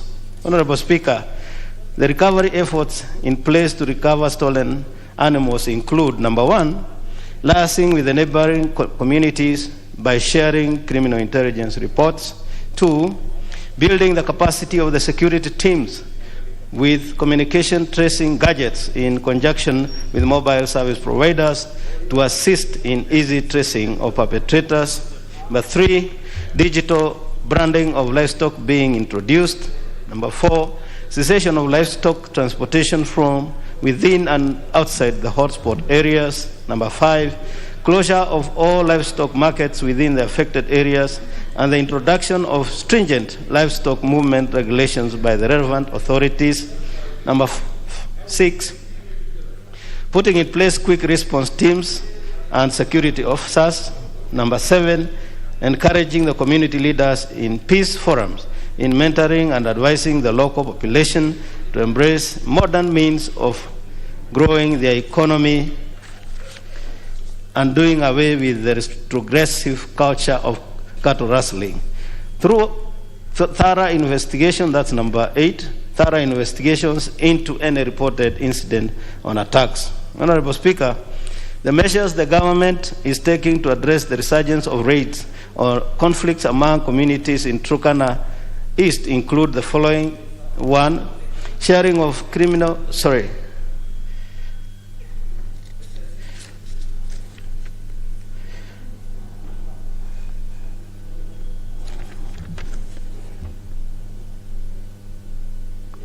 let me pick that, Honorable Speaker. Honorable Speaker, the measures government is taking to address the resurgence of raids or conflicts among communities in Turkana East include the following. Number one is sharing of criminal intelligence reports with communities through the national government administrative officers. Number two is intensified security patrols and proactive policing along the common border with the neighboring country. Number three, advising on the need to open up security roads by Turkana County government in order to reach inaccessible human settlements and grazing fields which are predisposed to banditry attacks. Number four, intensified patrols within affected and common boundaries by security personnel. Number five is conducting joint security operations to flush out bandits. Number six, conducting surveillance and early warning systems through situation reports and sharing of information about any impending attacks. Number seven, endeavoring to recover stolen livestock with a view to of handing them back to the rightful owners through community elders. Number eight, engaging respective local leaders and elders in holding regular peace meetings, prevail upon communities to desist from retaliatory attacks, raids, and embracing peaceful coexistence. Number 9 is posting of specialized units within the affected areas. And number 10, holding joint county security and intelligence committee meetings. Honorable Speaker, despite the recent boundary attacks and raids by suspected Pokot from neighboring county, Turkana East Sub-County has remained relatively calm as a result of intensified patrols and conducted by uniformed units. Cases of cattle rustling in the recent past has drastically reduced due to increased patrols by security agents. The Turkana community is not an innocent bystander in the security incidents. Some members of the community have also engaged in aggressive activities against their neighbors. So thank you, Honorable Speaker, and I beg to submit. Thank you. Member for Turkana East, the Honorable Mohamed Okiru.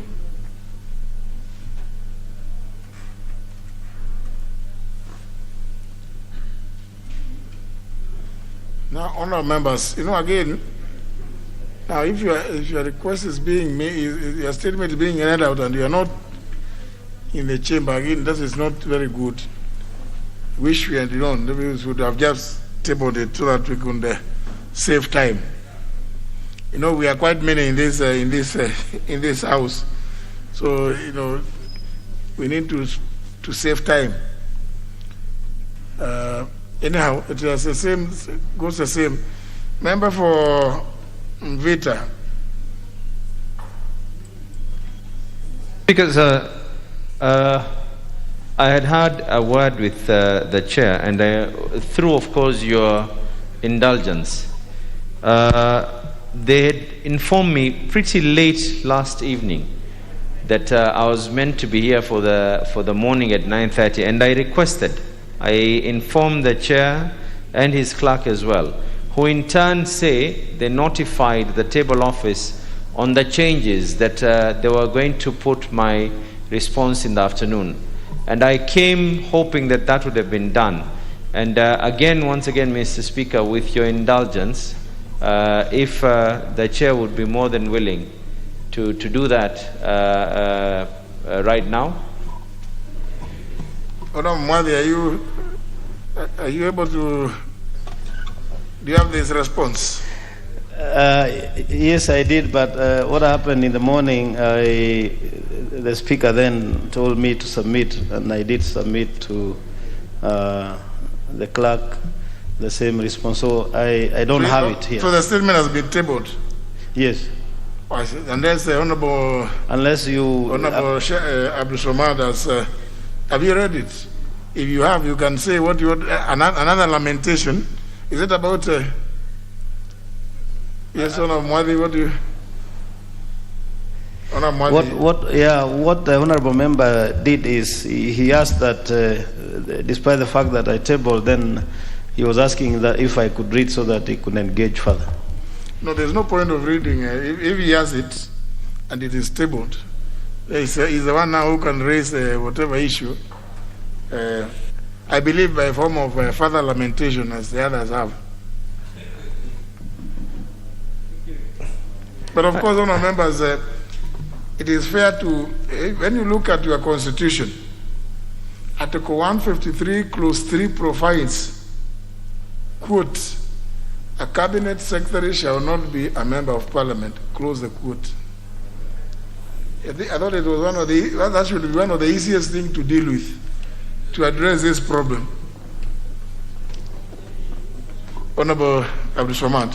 Thank you very much, Mr. Speaker. As you rightfully put it, this is nothing else except to express the displeasure in the kind of responses. And Mr. Speaker, one, this was something I raised on 19th of May 2021. We are now in August, and the issue that was here was people have a right, and a constitutional right, to be able to demonstrate, to picket, Mr. Speaker, and this is envisaged in the Constitution. Mr. Speaker, the response that the security CS gave is that, and I just want to, the government, is guided by the Public Order Act, has measures outlines on how to handle peaceful demonstrations and allow freedom of expression. And Mr. Speaker, when you look at all this, they've quoted the Public Order Act. The Constitution of Kenya, Mr. Speaker, first of all, the rights that are there in the Bill of Rights itself belong to an individual and are not granted by the state. That means they are not a favor. Someone who wants to be able to demonstrate and picket, Mr. Speaker, it is not a favor that they're asking the state. And Mr. Speaker, it even goes ahead and says the Bill of Rights applies to all laws and binds all state organs and all persons. And Mr. Speaker, equally, every person is equal before the law and has the right to equal protection and equal benefit of the same law, Mr. Speaker. Mr. Speaker, the only limitations when it comes to matters to do with demonstrations and picketing is unless they were propagating war. There's no one who's ever propagated war. Unless, Mr. Speaker, there was an incitement to violence, no one has ever incited violence. Unless, Mr. Speaker, there was hate speech, there's never been hate speech.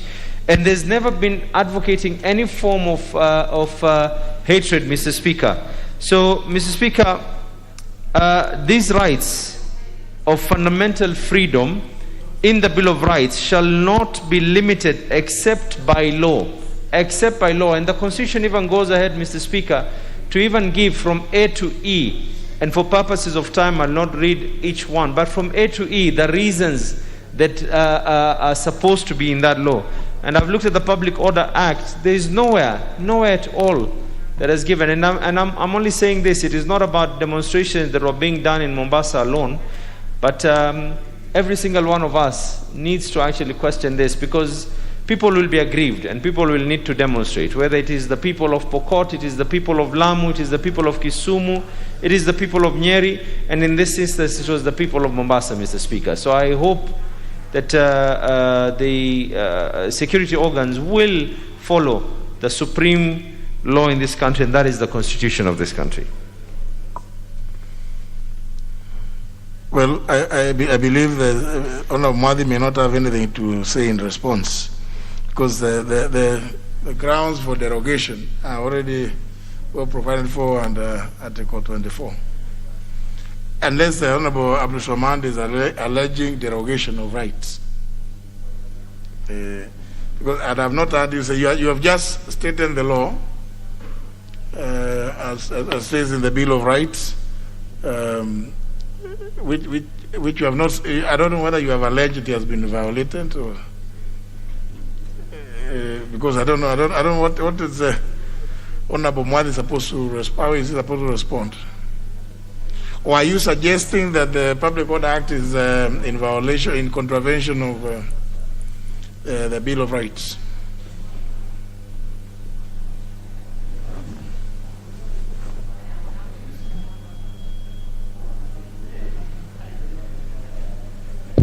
Sorry, I had to shift, Mr. Speaker. Mr. Speaker, I'm not suggesting that the Public Order Act is in any way in contravention or has gone against the Constitution. But what I am insinuating is that the security organs should not use the Public Order Act without quoting necessary provisions and necessary clauses that allow them to be able to stop this. And as much as I say, this was something that was being done in May, but I'm not expecting further response from the chair. But I just wished to be able to stand and give caution to the House that I hope this is not going to be used, these excuses are not going to be used continuously to deny Kenyans their rights. Very well, I see the Honorable Mwadi wants to say something. I don't know whether you have addressed the issue of limitation of rights. Honorable Mwadi? Well, I remember the contents of the response, Honorable Speaker, and one of the contentions of the Cabinet Secretary is that yes, that right is guaranteed by the supreme law, that is the Constitution, but again, it shouldn't infringe on the rights of the others as they also picket, and that they only needed to inform the OCS, security apparatus, and also choose the demonstration route so that then they don't interfere with the others and infringe onto their rights. That's the only one I got from the CS, and I thought that was convincing enough because that is in the law. So unless otherwise provided by the law, now that law provides that you liaise with the security organs so that you don't infringe in the rights of the others. I see the Honorable Shaman shaking his head, but he may not agree, but it is the truth. Everybody has a right to picket and demonstrate, but they will not allow them to come beyond the gates here, purporting to picket. They will picket out there or go to Uhuru Park and they can sleep there the whole day or night. But we will not allow them to come and picket even in the chamber. We have our own rules, because the rights here are also equally protected. So it is not absolute. It is not absolute, and I think there is no need to debate, because you are not giving any specifics, Honorable Abdulsamad. Mr. Speaker, I respect the chair's views, and it is true, and you are very right that these rights to be able to demonstrate and picket are defined, and actually the Public Order Act is that and necessary regulations that followed after is that the police need to be notified. Well, in this instance, they were notified. They were notified, they were informed, no rights were infringed, no one else's rights were infringed, and we want to do things based on law, based on the Constitution. Of course, we do not want to do something. I mean, you cannot start going to, as you rightfully put it, you can't expect people to start picketing inside precincts of Parliament or go to State House and start. But in this particular instance, Mr. Speaker, I was part and parcel of it because I saw the day that the police were informed in writing by the organizers, and it is only on the day when people wanted to demonstrate is when the police decided to use a massive force. So I'm in agreement, but it is the way that even the response, if you see the response, Mr. Speaker, and I don't want us to engage too much in it, but I'm just giving caution and just probably opening up the ears of every single member here that I hope this is not going to be used as an excuse for anyone else who in future would wish to be able to demonstrate against anything. But of course, I appreciate what you have said, Honorable Abdul Swamad, and the Honorable Mwadhi, since taking over as the chair of this committee, and he's really been addressing the issue of the backlog. Your request was in May, the others were made in June, and you can see he's moving with speed to try and as much as possible to bring all of them so that we are up to date. Now, if this incident was responded to maybe a week or two after you raised it, it would have been fresh. Maybe if you say you are part of the demonstrators, perhaps you would have told us how much tear gas you are inhaling or was still inside you. But now I'm sure you are now quite safe. You may not quite remember what else happened that you could have told us perhaps at that time that you took off in a particular direction, either fell down, you tripped. It would have been a lot. It would have been fresh in the minds of everybody. But now, 3 months down the road,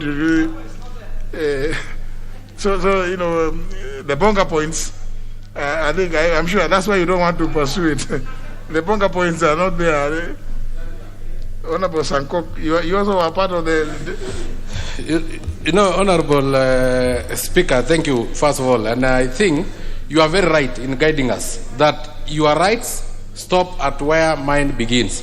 And what I'm worried about is that the Honorable Member, Abdul Samar, is the one complaining about the police. And they are now in government, Honorable Speaker.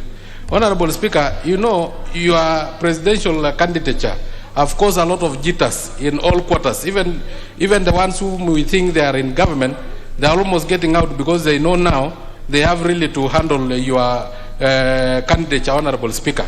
And Honorable Speaker, even after declaring your candidature, you are still very fair to this House. So we thank you very much. So I think the Honorable Peter Mwadhi is just a postmaster. You have come with a response, and I think it is in order for him to accept the response and maybe to attend when the Interior Security Minister CS will be there, Honorable Speaker, so that they can now answer one on one. But Honorable Speaker, coming from him, I don't know if this issue of the handshake is now causing some problems, because they are now the ones complaining and crying the loud. It's just like when Kawanjiko won. It was my party, which is a ruling party, now going to court to say that our votes are stolen. It has never happened anywhere in the world. Thank you, Honorable Speaker. Okay, now let's go to business. Next order. Order number 8, motion. Procurement of external audit services for the Office of Auditor General for the financial years 2018 to 2019 and 2019 to 2020. The Chairman, Public Accounts Committee, Honorable Wandai. Mr. Speaker, thank you very much. Sorry, Honorable Wandai, before we, the member for Yata dedicated he was rising on a point of order. Honorable Charles Kilonzo.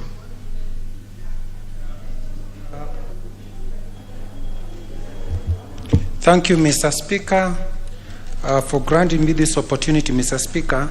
In the morning, the member for Kamukunji, Honorable Yusuf, did bring up, alert the House on the passing on of Honorable George Gregory Ndenge, who was a member of this House for very many years, Mr. Speaker, and we had requested that you afford this House more time to enable us, Mr. Speaker, to recognize the role which Honorable George Gregory Ndenge played in this country, Mr. Speaker. Mr. Speaker, first I want to pass my condolences and those of my constituency and other Kenyans, Mr. Speaker, to the family. Honorable George Ndenge was an icon of Kenya's independence struggle. He was in the league of the founding fathers of this country, the League of the People for Democracy in this country, Mr. Speaker.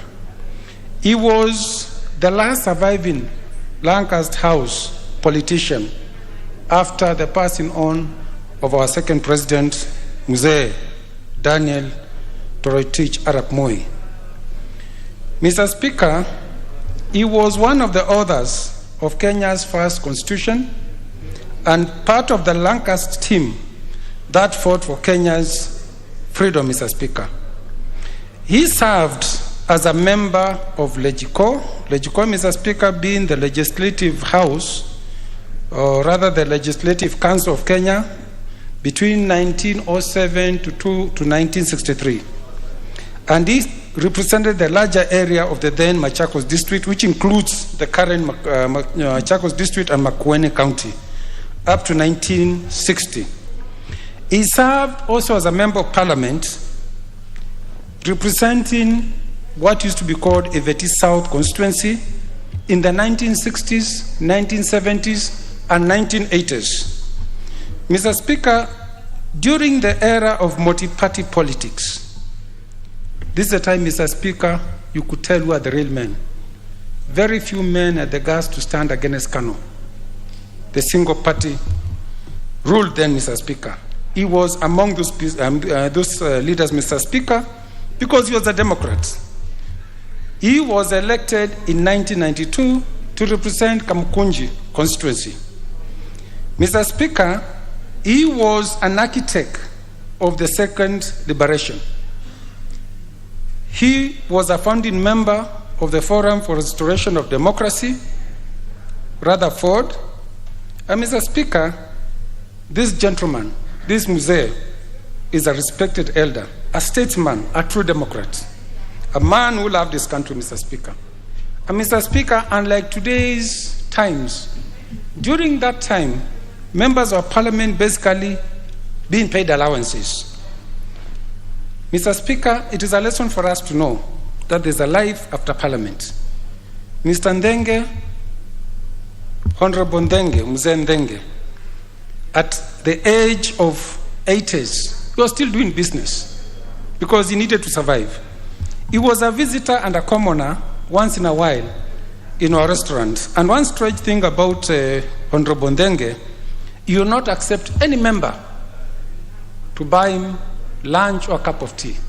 I had the opportunity because he was a friend of my dad and also being my clansman. In a few occasions, he would accept to take lunch from me, Mr. Speaker. Mr. Speaker, those who were there will remember one of the worst accidents in this country, November 9th, 1978. This Mzee lost 9 of his children plus his wife in a single accident. It has been the worst accident involving a family to date, Mr. Speaker.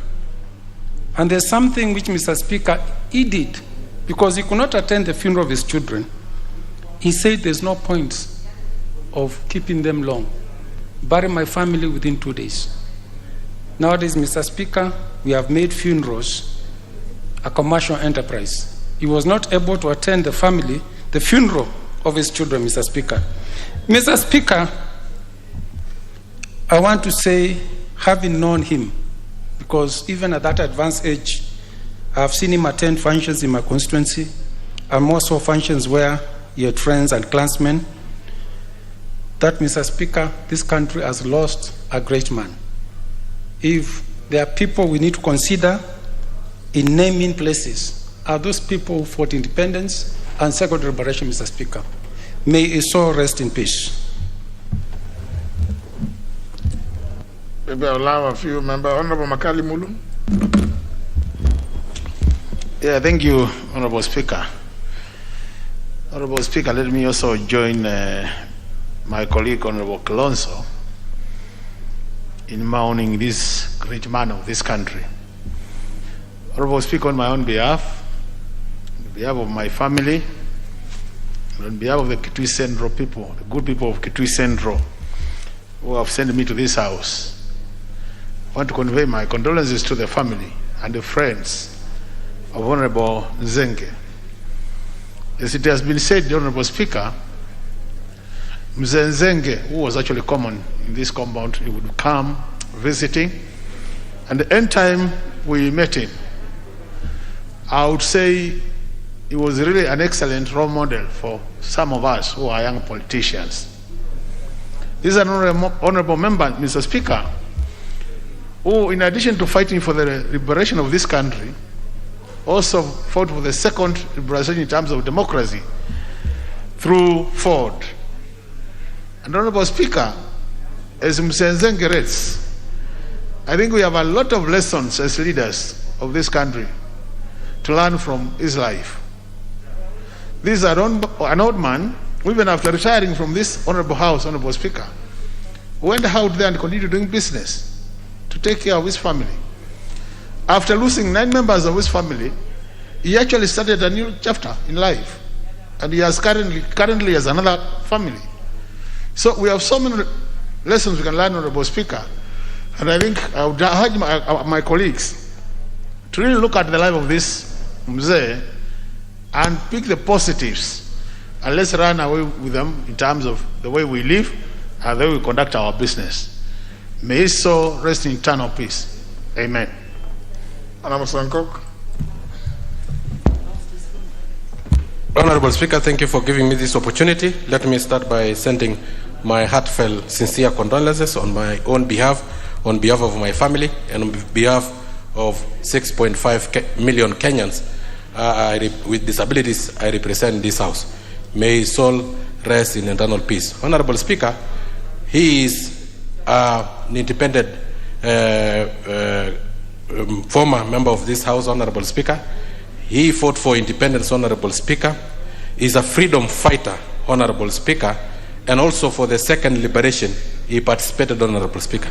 If there are people we need to honor in this country and name streets and stadiums after them, it is him, Honorable Speaker, not the likes of Atuli, Honorable Speaker. Honorable Speaker, it was so shameful for us to name some octogenarians who have decided to stay for long and to refuse to retire in the trade union, Honorable Speaker, while we are capping the term limit of presidential candidates and governors, Honorable Speaker. So this is a man that we need to name, maybe a street or a road, Honorable Speaker, after him, Honorable Speaker, so that we can honor such heroes, Honorable Speaker. Thank you. May his soul rest in peace. Member for Funyula. Thank you, Honorable Speaker. On my behalf and behalf of my family and the people of Funyula constituency, I send my condolences to the family of Mzee George Nthenge. I came to hear George Nthenge during the clamor for multi-party democracy, when he joined with other political icons who have shaped the history of this country. Of course, after that, I had heard of him concerning the accident that wiped out his family, and I admired his resilience to start a new family and forge on. Honorable Speaker, indeed, as my colleagues have said, the role he played in this country, he needs recognition, and we need to learn to recognize our people before they die, not recognizing them posthumously. Of course, Honorable Speaker, my colleague like Songkok has never contested and won anything, so he might not understand why it means to contest and win at national level and international level. We wish one day he would get healed so that he cannot hide behind his physical disability and keep on insulting everybody whom he does not like. Thank you, Honorable Speaker. Member for Makueni. Thank you, Mr. Speaker. On behalf of the people of Makueni, who were one time represented by the Honorable Ndenge, on behalf of my family and the political party of his association, at some point, we wish to pass our condolences to his family and say that Honorable Ndenge has been a good role model to many politicians. He participated in Second Restoration and ran under Ford Asili after the split of the original Ford and was elected as a member for Kamukunji. And how he quit politics is that he decided not to vie anymore, Mr. Speaker, because he thought he was no longer be useful to the new style of politics which had come up, and where he found that it was not being useful to the people, and decided to call it quits, and went into business in retirement and kept on mentoring politicians. I want to state one of the good things about him I knew, is that he loved his family very much, even after he lost it through a tragic road accident, where he used to commute from Machakos and bring his children to school early in the morning, and one of the misty days the accident happened. He still carried his wife's passport, even up to, up to recently, and they will boast about his family and say how great she was and how he kept on missing his family despite moving on and having another family. But the best thing he ever did in this country, Mr. Speaker, is to fight for first and second liberation. And let me join the others calling upon the nation or the county governments, either in Makueni, Machakos, or Nairobi, or even the national government, that, Mr. Speaker, we name either a university or even a road or a monument, and even probably have a monument in the name of George Tenke. I thank you, Mr. Speaker.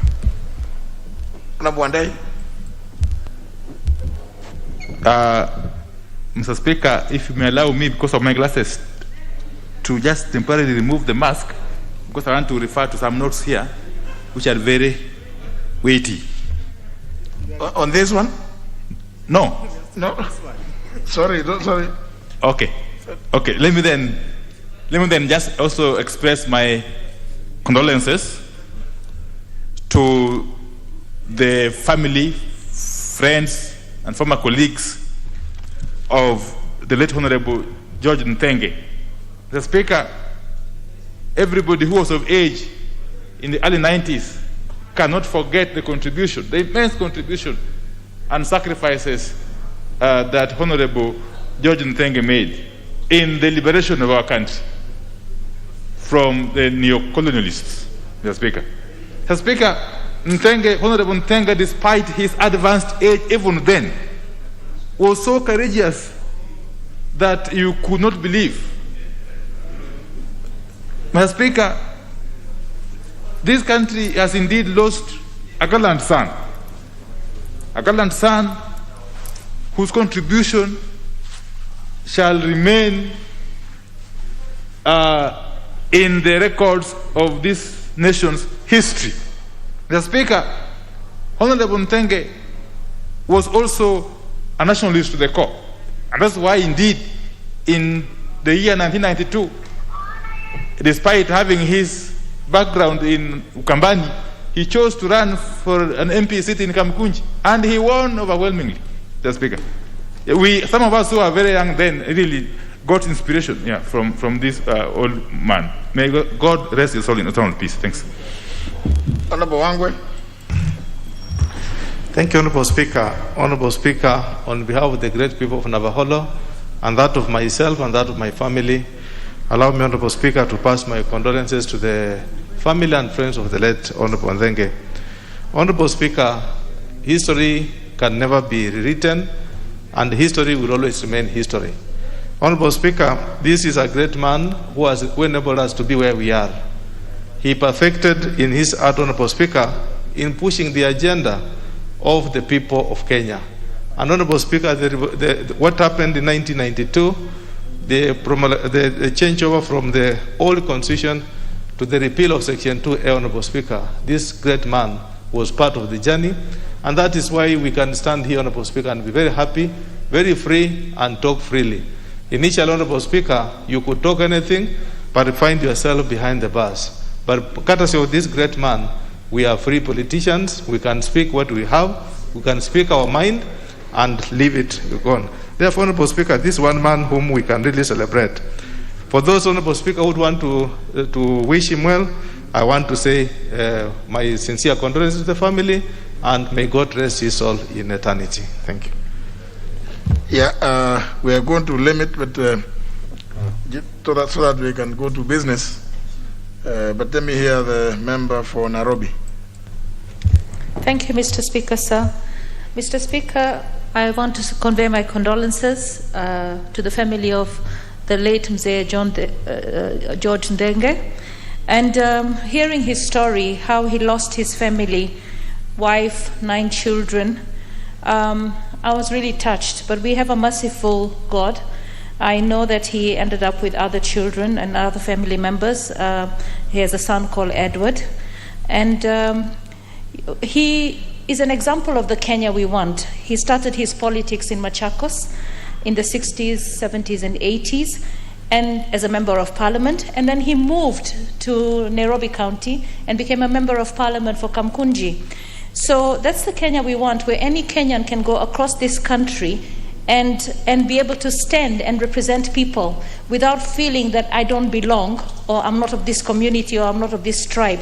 I mean, Nairobi is a home away from home, but the fact that he started his politics in Machakos and then he ventured into politics in Nairobi is commendable. I know that because, again, as I said, we have a merciful God, that he is reunited with his family, and may his soul rest in peace. And for his role and participation in the meeting held on the 16th of November 1991 at Kamukunji, the late Honorable George Gregory Wilson Ndenge found himself arraigned in a court not in Nairobi, where the meeting took place, but in Machakos. And the rest is history. You're talking about the great man. No wonder he subsequently ran for and won the Kamukunji seat, because he was still set free, or where he appeared, the person dealing with him found absolute nonsense, having been himself in the meeting on the 16th of November 1991. May his soul rest in eternal peace. Honorable Wanyonyi. Mr. Speaker, thank you for the chance. I want to take this opportunity on my own behalf and the people of Trans Nzoia and Kwanza in general to send my heartfelt condolence to the family of the late Mzee George Ndenge, who is a founder member of the party in which up to today I'm still belong to Fort Kenya. It was Ford at that time, of course after sometimes became Fort Kenya, and I knew Mzee as somebody who was a nationalist. And I saw him at one time, I think, when he was driving with the James Orengo in town here, looking for democracy of this country.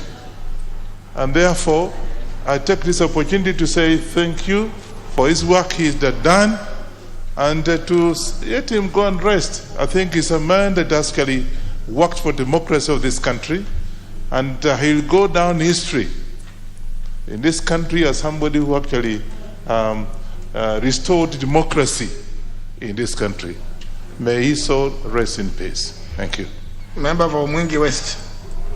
Thank you, Mr. Speaker, for the opportunity given to me. Mr. Speaker, let me take this opportunity on behalf of my family, people of Mwingi West, and friends to mourn person of Honorable George Ndenge. Mr. Speaker, this man was born the same here with my grandfather. And Mr. Speaker, I recall one instance of 1978 when his children passed away. My mom actually is the one who used to tell me about this story. Mr. Speaker, this Ndenge went through very difficult time during that time, and this takes a special art actually for any man to survive losing 9 members of the family. Mr. Speaker, Ndenge will be remembered by many of the people he interacted with as a courageous, able, and also very generous person, Mr. Speaker. Mr. Speaker, I recall in 2017 when I came to these houses, when the first time I met him physically, and he looked very, very composed and also very helpful to young legislators. And we recall that the cause of his death was due to COVID-19. Mr. Speaker, let me take this opportunity to tell Kenyans that this disease is real, and we need to take an extra step of protecting our elderly from this disease. Mr. Speaker, with those few remarks, I say rest in peace, Honorable George Thenge. Thank you. Honorable Kaluma. Yes, I thank you, Mr. Speaker. Mr. Speaker, around the time of Kamkunji meeting in 1991, I was in Form 1 at St. Joseph's School, Rapogi. And what I saw, Honorable George Nthenge, Honorable Martin Shikuku, Honorable James Orengo, Jaramogi Oginga Odinga, is an imprint in my mind about what a patriotic Kenya or Kenyans should do for political and civil liberties in their country and for democracy to prosper. The image of those leaders I've mentioned together with others on a bare pickup tells us and reminds us as leaders today that possibly when we are just thinking about our ethnic origins and belonging to political parties, we could be underperforming and doing a disservice to this country. I think in his death we owe it to him and the spirit of those who have believed in Kenya that we be united and we follow up the vision and our constitution as we currently are. I wish his family God's comfort and may he rest in eternal peace. Thank you, Honorable Speaker. Finally, Honorable Millie Odhiambo. Thank you, Mr. Speaker, for giving me this opportunity.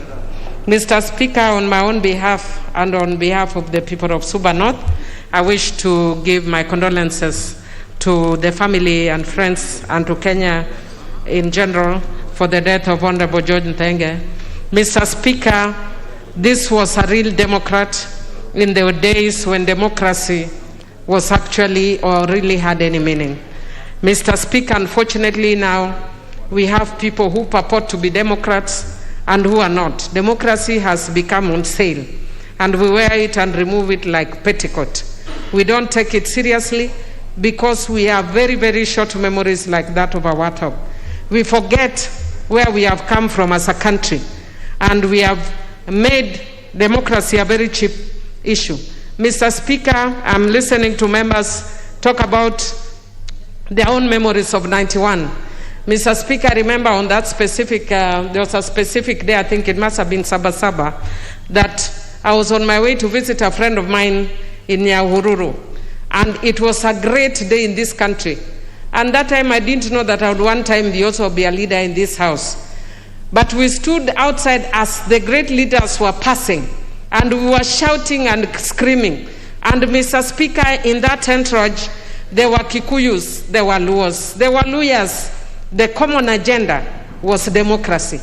But unfortunately, right now, we have moved to tumbocracy, we have forgotten democracy. And even when we are talking about democracy, it's basically to further agenda of making ourselves richer and pushing other people down. We only change the language, make it flowery, change the terminology, but we have forgotten about Kenyans. Mr. Speaker, how I pray that we go back to the height from which we have fallen and consider Kenyans first and not ourselves first, Mr. Speaker. And finally, Mr. Speaker, it is a tragedy that in this country, when we lose great heroes, we come and eulogize them for 1 or 2 minutes, go to their funerals, play politics, and they are long forgotten. We need to take it more seriously, Mr. Speaker, that those who fought for the democracy of this country, Mr. Speaker, that we do something more serious to them when they are alive, Mr. Speaker. Even if they have already died, we need to remember their own families so that people can know it pays to fight for this country. Mr. Speaker, I know there were days when I was in the university that if you were to read an article, you had to hide in the toilet. I think there was Beyond magazine. And now when I look at the things that for which we were being made to hide in the toilet, Mr. Speaker, I know there's a member of parliament who was jailed for saying that one of these days you'll be surprised to see Mwai Kibaki as the president of Kenya. Mr. Speaker, may we never forget that democracy came at a price, and let us not play democracy with it. And I wish yet again to reiterate my condolences to the Honorable Thenge and family. Thank you. Very well. Next order. We'd already moved to order number 8, yeah? Honorable Wandai. Yes, thank you, Mr. Speaker.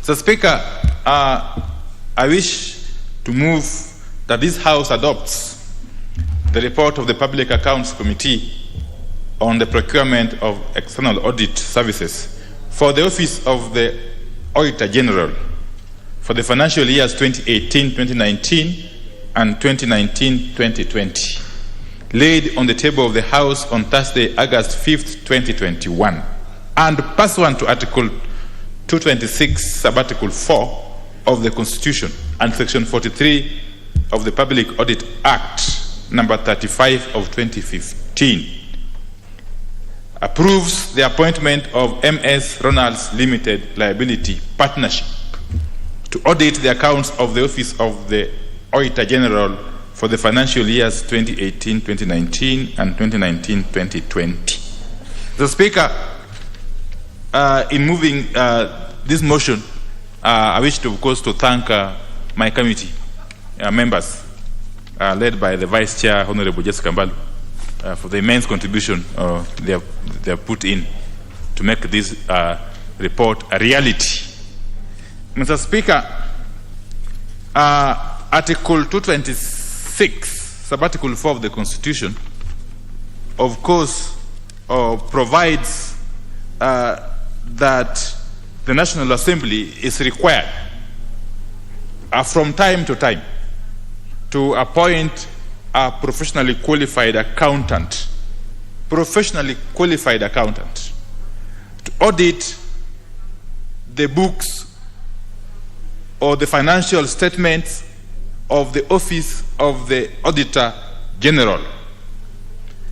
It should be remembered, Mr. Speaker, that this is the second of such appointments that we are asking this House to make. The first appointment that this House has made was in respect of PKF Kenya Limited, which was procured, Mr. Speaker, to audit the financial statements of the Office of the Auditor General for the financial years 2014-2015, 2015-2016, 2016-2017, and 2017-2018. This time round, Mr. Speaker, we are simply asking this House to approve the appointment of this other firm, MS Ronalds Limited, to undertake the audit of the statements for just 2 financial years, 2018-19 and 2019-20. Mr. Speaker, the committee received a report, and indeed the committee received evidence from none other than the Clerk of the National Assembly, which evidence entailed the process that was undertaken by the Procurement Department of the National Assembly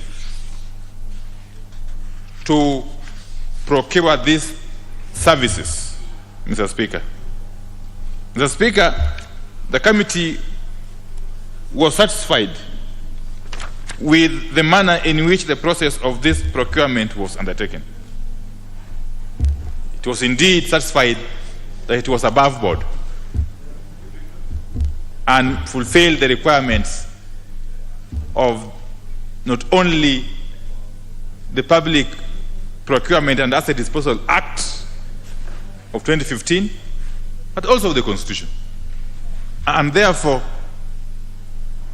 the committee is confident enough that this House will be doing a right thing if indeed, in its wisdom, it proceeds to approve this appointment, the appointment of this firm.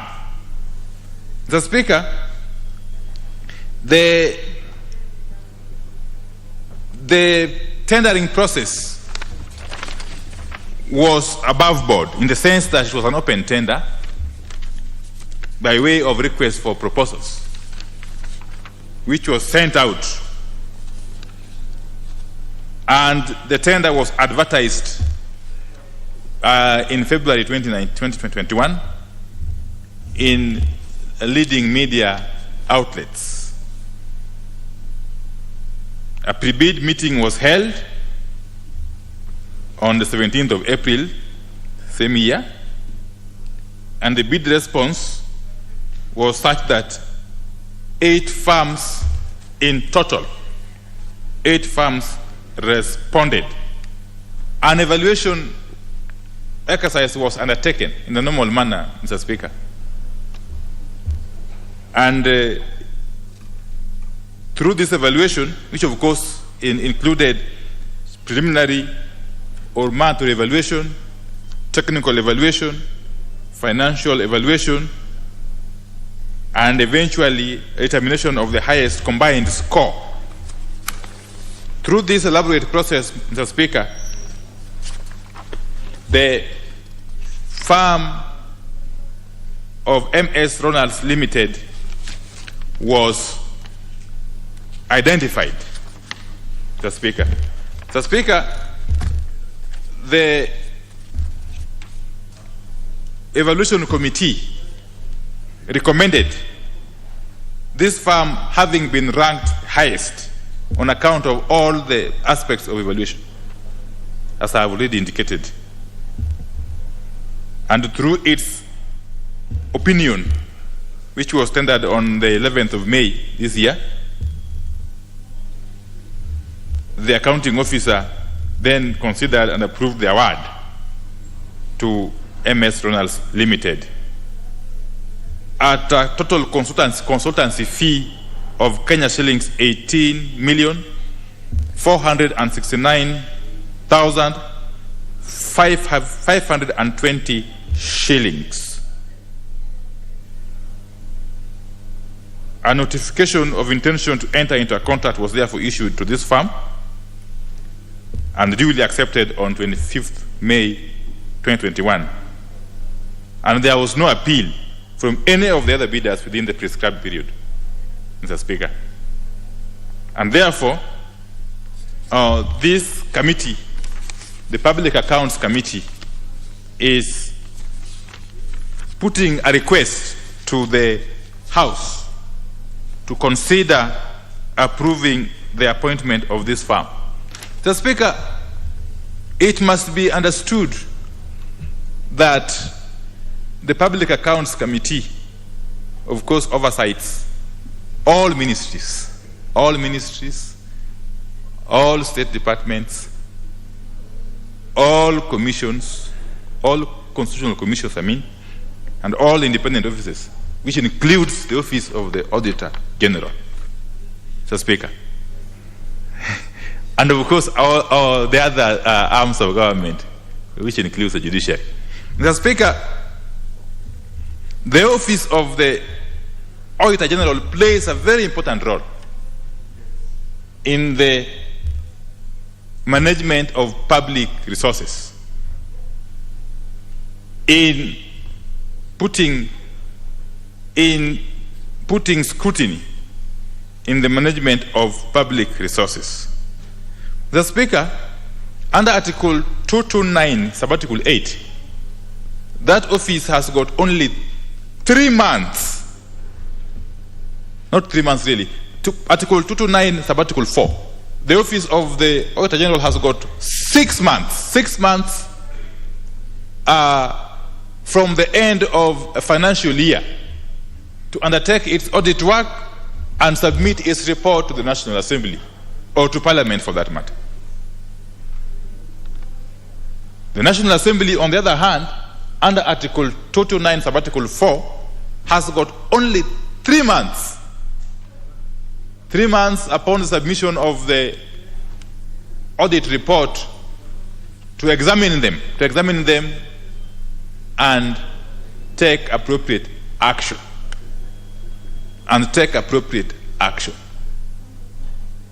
Mr. Speaker, this therefore means that that office is one of the busiest offices you can never think of in this country, under the Constitution of Kenya 2010. It therefore follows, Mr. Speaker, that that office, in the exercise of its mandate, also utilizes public funds, which are appropriated by this House. The Office of the Auditor General, just like any other state agency or entity, utilizes funds appropriated by the National Assembly.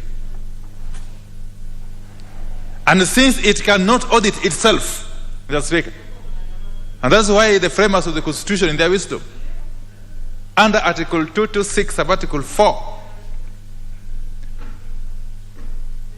decreed that an external auditor be appointed by this House to audit the accounts of the Office of the Auditor General.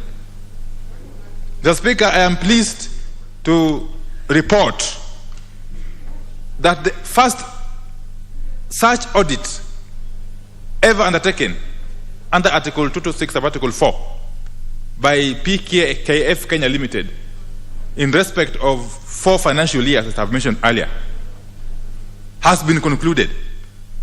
And indeed, the House is seized. The House is seized of the report of PKF Kenya Limited on the accounts of the Office of the Auditor General for those 4 financial years, 2014-15, 15-16, 16-17, and 17-18. And shortly, the Public Accounts Committee will be commencing examination of that report with a view to tabling its own findings and recommendations before this House. So it's a whole cycle, Mr. Speaker. As we appropriate funds to state agencies, departments, and ministries, we also do the same to the Office of the Auditor General, which uses those funds to audit other agencies, and therefore, and again we proceed to appoint an Auditor General, an auditor to audit the accounts of the Auditor General's office, so that in the final analysis, the issue of accountability is addressed in a holistic manner. Mr. Speaker, as I conclude, it's also worth noting, of course, that under Article 203 or Sub-Article 3 of the Constitution, the equitable share of revenues collected nationally, is the equitable sharing of those revenues between the 2 levels of government can only be based on the last audited accounts as approved by this House, the Speaker. And therefore, the work of this House and that of the Office of the Auditor General are so much intertwined that you cannot separate the two. And that's why we must continue to encourage a spirit of cooperation between this House and the Office of the Auditor General. And I must say, Mr. Speaker, that office has not disappointed us as a country. Yes, I can say so with a lot of confidence and without any fear of contradiction. That office, since its inception within the context of the 2010 Constitution, has not disappointed Kenyans. Right from the tenure of the previous office holder and the current Auditor General, Madam Nancy Gathungu. Mr. Speaker, but it's also important to note that for that office to function effectively it needs to be resourced adequately. That office requires to be provided with adequate budgetary resources for it to be able to undertake its mandate in an effective and efficient manner. And it's for that reason that in the report of the Public Accounts Committee for the financial year 2017-2018, it is for that reason, and Mr. Speaker to hear this, it is for that reason that in the report of the Public Accounts Committee for the financial year 2017-2018, the committee recommended, and this House agreed with it, because that report was approved by this House, was adopted in totality, I think in March this year. In that report, the Public Accounts Committee recommended that in future, when it comes to the matter of budgeting for the Office of the Auditor General, the Public Accounts Committee must be involved from the outset, from the very beginning to the end. That even as the relevant committees, including the Budget and Appropriations Committee, undertakes their normal work in terms of budget preparations and approval, when it comes to the budget for the Office of the Auditor General, PAC must be involved. And for obvious reason, Mr. Speaker, because PAC is the nexus between this House and the Office of the Auditor General. And PAC understands better the functioning, the challenges of that office, Mr. Speaker. Mr. Speaker, I also want to say as I conclude that in our task of examining these reports that come from the Office of the Auditor General, we continue again to work closely with officers from that office. Very, very closely. And I must also, Mr. Speaker, thank you most profusely for having stood firm in defense of the authority of this House and the authority of the Public Accounts Committee in undertaking its mandate to oversight government agencies and the departments insofar as the utilization of public funds is concerned. Mr. Speaker, we are pleased to note that you made it clear to all and sundry that under Article 125 of the Constitution, Sub-Article 1 and Sub-Article 2, this House and its committees are at liberty to invite any person under the sun and within the territories of Kenya. Yes. Any person. The Constitution doesn't make an exemption.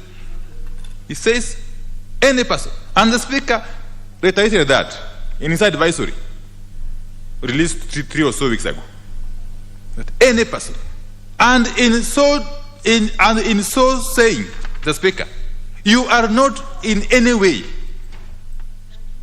trying to abrogate or in any way interfere with the independence of any independent institution or organ of state. We are simply saying, even as we respect the independence of these institutions and organs of state, we must hold them accountable on matters of expenditure of public funds. Because that is our mandate that the Constitution has granted us as a parliament, Mr. Speaker. And therefore, Mr. Speaker, without further ado, I wish to move that this House adopt this report and allows the formal appointment of this firm to undertake this very noble task, Mr. Speaker. And I wish to ask the Honorable Aden Duale, who is a ranking member of that committee and a ranking member of this House, to second the motion. Thank you, Mr. Speaker. Honorable Duale.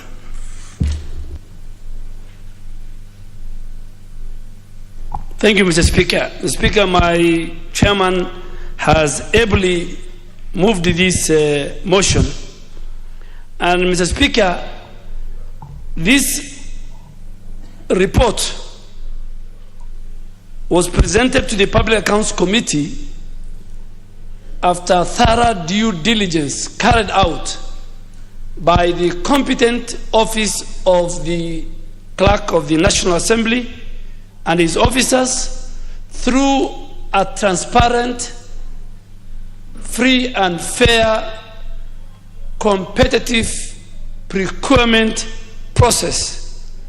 And Mr. Speaker, this matter is before this House in line with Article 226, Sub-Article 4 of the Constitution that gives powers and requires the National Assembly of the Republic of Kenya to appoint a professionally qualified accountant to audit and report on the financial statements of the Office of the Auditor General, an independent office, that the architecture of the 2010 Constitution felt in addressing the old age question of who audits the auditor through this provision.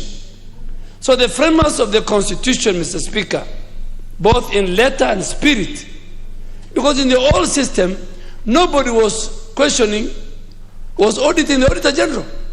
And that's why many people out in Kenya don't know that the hunter himself must be audited, because the hunter receives resources appropriated by this House.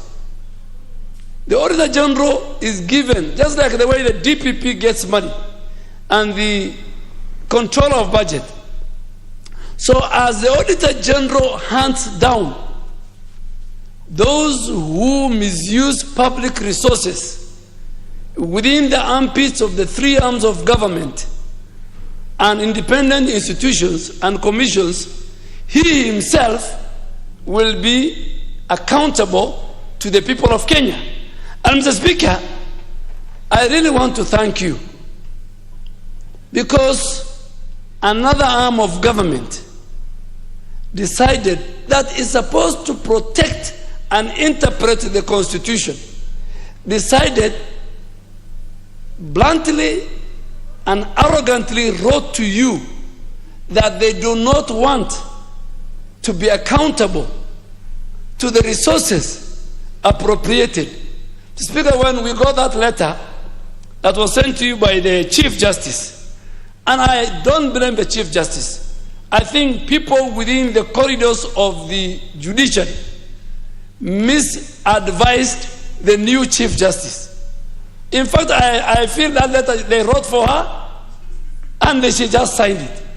But Mr. Speaker, for about a week, I told the chairman, let's wait for the response from our Speaker and a leader of another arm of government.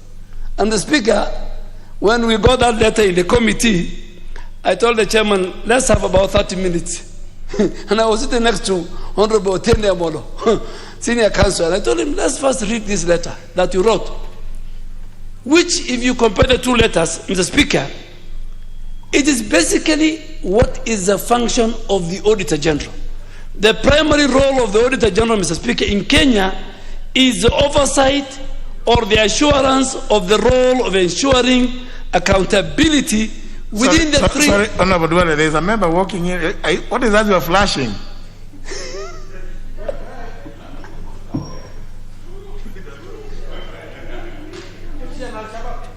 No. Other members, you are bought something you don't know how to handle. No, can you put off the torch? Making it very flashy. You just bought or collected somewhere. Honorable Dwele, continue. Speaker, Honorable Rahema is my neighbor in Tana River. And in most of our parts of our county, there's no electricity. So she uses, she is used to this use of the torch in the mobile. So please, I want us to forgive her. So, Mr. Speaker, the Public Accounts Committee of this House, and the Speaker, you have been a ranking member, chairman of the Public Investment Committee in the 9th Parliament. It is the Constitution and the Auditor General that brings report table in this House. We don't call, in fact, Mr. Speaker, we don't call anybody. Unlike other departmental committees, our secretariat and the chair don't invite people. It is the report of the Auditor General that invites people to the Public Accounts Committee. Honorable Junot is a member. So we don't write. If you have no problem, if you have accounted for every penny, the Auditor General will say, I have no issues in the book. But if you have issues, that the people who serve you in Machakos law courts and Eldoret law courts, the money they are paid by Kenyan litigants cannot be accounted for, you will be indicted by the Auditor General and you will find yourself before room 9 of the National Assembly. So, Mr. Speaker, we really want to thank you. You gave a good direction. So, Mr. Speaker, the Constitution requires the National Assembly to appoint this person. And the appointment of the external auditor, Mr. Speaker, is to provide an external audit service for the financial statements and reports of the Auditor General for the financial year, particularly for this external auditor, 2018, 2019, 2019 and 2020, which is a fundamental pillar in promoting an assurance and an independence of the office of the Auditor General. In fact, for the Auditor General to be audited by an external auditor appointed by the National Assembly, a House of the People's Representative, gives more credence and more powers that office of the Auditor General is an independent office. That independency is more anchored. It is given more credibility by what we are doing this afternoon, Mr. Speaker. Mr. Speaker, finally, the selected firm and the clerk of the National Assembly and his technical team appeared before the committee. They were interrogated. They presented all the trail papers of how this person this company was selected among other competitors in the field for the audit of the Auditor General's office under the years under review. And Mr. Speaker, I have been around in this House and served under 3 clerks. I served under clerk Mr. Bundi, before him Mr. Gishoi, and I think maybe 4, because in 2008 when I took the oath of office, I think the late what was his name? The late Ndiri, I think, was a clerk. So I served under clerk Ndiri, Gishoi, Bundi, and CLI Michael. And Mr. Speaker, I want to go on record that the men and the women who particularly run the various directorates of the National Assembly under your leadership, and I've worked with them when I was leader of majority, are the most competent citizens of this country. And I said a number of times that is one place I will recommend my children to come and learn. Mr. Speaker, so what is the function of this external auditor? And in this place, the winner is Ronald's Limited Liability Company, and if it's approved by this House, because this House has to approve. Number 1, this external auditor must provide assurance to this House and the Kenyan public that the financial operations of the Office of the Auditor General in the slated financial year are above board, that the audits are in compliance with the PFM Act and the Constitution, Public Finance Chapter. 2, this firm must express an audit opinion they must express an audit opinion, qualified, unqualified, and the rest, on the financial statements, giving us an assurance as a House and the people that the Auditor General followed the laid down procedures in financial reporting and financial standards and statements and the statements and the accounts provide a true and a fair view of a financial position of that office. Third, Mr. Speaker, this external auditor must undertake a performance audit to assure this House and the people of Kenya, and indeed the legislature that is approving this afternoon, that the auditing services offered by the Office of the Auditor General, even to the Public Accounts Committee, Public Accounts and Investment Committee of the Senate, to a Special Accounts Fund Committee, and the Public Investment Committee are professional and adhere to the standards of international supreme audit institutions. And these are some of the institutions I'm sure the leader of majority as a renowned accountant knows far much better than me. And finally, Mr. Speaker, that they provide a systematic review of the adequacy of the information systems and the ICT infrastructure at the Office of the Auditor General. What are the gaps? That's the auditor. Finally, Mr. Speaker, I really want to concur what my chairman have said, that this House must allocate more resources to the independent institutions created by the Constitution, the EACC, the DPP, more so even the judiciary, Mr. Speaker, and the Office of the Auditor General, in order to protect the billions and the trillions that this House allocates to various arms of government within the three arms of government. Mr. Speaker, you cannot have an institution to look for those who misuse public resources, the corrupt and the evil men and women within our public sector, and then that person or that institution is not well resourced. Therefore, Mr. Speaker, the charges that the selected audit firm with enormous task, this firm, the outcome is to boost the confidence of Kenyans in the operations of the Office of the Auditor General, and therefore, Mr. Speaker, I second and ask the House to approve.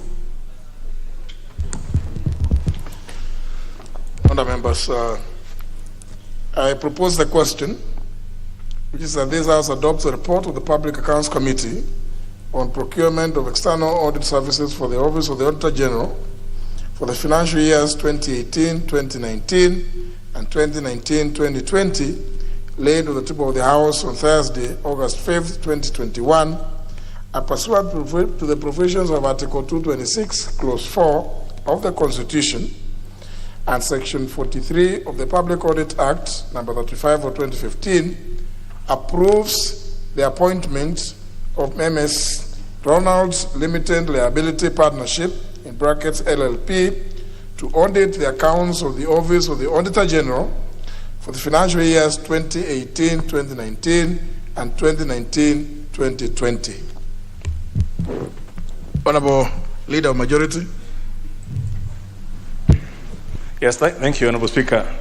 Honourable Speaker, I rise to support this report of PAC, which has been very well executed by the chair and my predecessor in seconding, in explaining about everything that needed to be explained. And I would almost take the opportunity to congratulate the auditors, Ronald's LLP, for having made it to this bit, and I'm no doubt the House will do what it has to do in terms of formalizing the appointment because all the screening has been done and there's nothing untoward that has been brought. I think there isn't really much to be said, Honorable Speaker, because what we are doing this afternoon is really playing our role as on behalf of the shareholders of Kenya. In the ordinary, company's situation, at every annual general meeting, one of the matters, one of the very critical agenda items is to appoint the auditor, who will then look at what has happened in terms of what the directors have been doing in the course of the year and report to the shareholders to give them assurance that their money has been basically applied to the right objectives in furtherance of the objectives of the company. And this all stems from the old situation of agency theory, where the shareholders would appoint, have certain expectations of what they want to do. They appoint their agents who become the directors, who then hire managers, and the two are usually at variance in terms of the expectation. So the shareholders may be wanting one thing done, the directors another, the managers another, and you now need the auditor to come and look and give assurance to the principals that their agents behaved in exactly the same way as they would have wished and provide the value for money. Now, in our situation here, the principals are the people of Kenya. And the people of Kenya who have elected an executive headed by the president and given them certain mandates and given them certain monies and said, can you go ahead and execute and account back to us? And since the people of Kenya cannot receive those audit reports or cannot be called to an annual general meeting to receive the report of the auditors, then they've also appointed this assembly, this National Assembly, who basically will represent that AGM on a continuous basis, where we represent all those people and receive their reports and in terms of what the executive has done. And you will recall, members, we are actually the ones who actually appoint even the Auditor General. But the Auditor General himself needs to be audited. And hence, we as on behalf of the people, again this afternoon, are being called upon to also get an auditor to test, to audit our auditor, who we appointed to audit the executive and all the other independent institutions. And I think Honorable Duale has enumerated, and I don't want to go through the issues that we need covered. But most importantly is that, first, for the money that we are given to the Office of the Auditor General, has it been applied to the right purposes? And that's a standard. But most importantly is that the independent auditor will also be expected to test and verify that the Auditor General has applied auditing standards and performed the work in accordance with the highest standards possible in carrying out the audits of the executive. So it's a two-way thing, value for money and also quality control. And I do expect that when we now receive the reports from on 2018 to 2019, as well as 2019 2020, the most we will put our responsibility on us. I know the chair of PSC has stepped out, but I know there are still some members. Oh yeah, I would like to really emphasize that when Ronald's LLP give their report and appear before the PSC, which I hope they will do, to come and actually present that report to you as on our behalf, that one of the things you'll be expecting is that take you through what has the Auditor General been doing, how have they been applying, how have they covered all these monies, and why are we having issues in the counties, for example, where you visit councils, you visit the counties, And you don't need to be told who owns. Everyone is talking of, that building is now owned by the chief officer of this county. Yeah? Yet, the local bank manager does not tell you that the so-called person has gone for a loan. You hear, you can see the lifestyle changes within the counties. And what we would like to see is what is the Auditor General doing, particularly at the county level, so that even as we see development and people getting development conscious, courtesy of the devolved funds, at the personal level, we want to be sure that it's not our money that is getting personalized. And those are the things we want to hear from the Auditor General. Now, if the Auditor General has not told us that, then we would want to hear from Ronalds that they also did tests, go back to those areas where the Auditor General has given very clean audits, and they have also concurred with the Auditor General, so that those lifestyle issues that are basically, like sore thumbs that are showing up there, that things could be wrong, can actually be done at the 2-second level. And hence, Ronalds and company should not just look at their job as to go and look at the books of the Auditor General. We want them to give us quality control, quality assurance that the Auditor General has done everything possible to uncover how our money is being used, not just at the national level, but especially at the county level. Because the more we spend, the more monies we give out there is with the hope that we are going to stimulate economies at that micro level. We're going to ensure that suppliers are paid on time.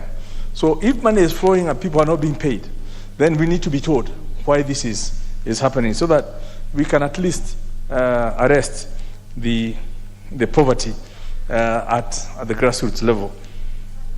And so I really wanted to just emphasize that. I don't want to belabor the point. I know we started, I think this is the third auditor, independent auditor. There was Merari and Company initially, yeah. Then we had PKF. So this is the third auditor we are actually approving for different time periods, and hence there's enough experience now in terms of what the other two have provided. Now, the only thing, and I've expected that to come from the chair, is I know we are appointing this for the 2018-2019 financial year and 2019-2020. Yet, as of now, I know the Auditor General is looking at the 2019-2020 for government. But surely the auditor we should be one step ahead. They should have had their issues proper, that we should not actually be talking of 2018-2019, that should have been audited. It's something we need to look at, so that even as we appoint the next auditor, we'll be looking at futuristic, appointing somebody for the 2021 to 2025, so that we don't end up coming to appoint an auditor after and almost leaving our Auditor General exposed because the audits for 2018-2019 have not been completed because we could not hire the auditor to do it. So, Chair of PAC, I would like to encourage that you look into this matter. At what point we appoint the auditor for 2020, 2021, and 2021-2022, because we should do it now, ahead, rather than just looking at after the years have passed. You appoint an auditor for the ensuing year, not for the year that has just passed. Right now, we should be receiving the reports for last year, is what we should be discussing to see what Ronalds have told us. But that's is a minor point. I'm sure there was a reason why there was this oversight. But now that we are here, and we don't know what the 13th Parliament will do, we might as well take advantage of our presence to start the process now of appointing the auditor into the future. And we can have at least that issue resolved, so the others who the next appointment will be taking place another 2 years from now. So, like I said, I want to congratulate Ronald's LLP. I know it's one of these young and emerging partnerships. I believe they have about six or so partners. It's a growing thing. And it's good to see a Kenyan firm, because at some point we were worried. If you may remember, Mr. Speaker and Chair of PAC, there was even a time there was contemplation of having an international auditor to come, because the Kenyan auditors did not want to audit this office, partly because of potential conflicts. Because if you also want to have the opportunity of being appointed by the Auditor General to do some of the work, then you disqualify yourself by being the auditor for the Auditor General. And hence, I think there was a bit of that issue of people not wanting to be appointed as auditors for the Auditor General, because they disqualify themselves from being given work by the Auditor General. And it's good to see some of these guys now coming up and saying, yes, I would just want to do that job. And at some point in future, when the roles change, it frees them from, they could as well go and assist the Auditor General in doing some of the audits.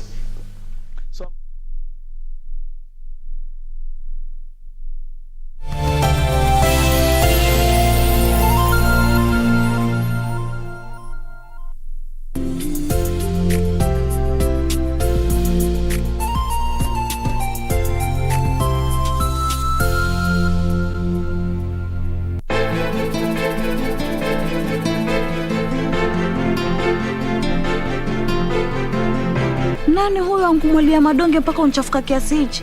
Si ni wewe na mpenzi wake huko. Hapa bwana, jisikie huko nyumbani, nakaribishwa Zari anytime. Asante. Karibu sana. Kwa hivyo kila siku mimi na wakili tuko tuonane. Come on Kate. Hilo si lilikuwa ni swali, sasa mjadala ni wa nini? It's either about me or nobody at all. I'm sorry. I'm not following this. Where did you last have it? Maswala yako peleka polisi huko. Sawa, ninachotaka hapa mimi ni mkufu wangu, period.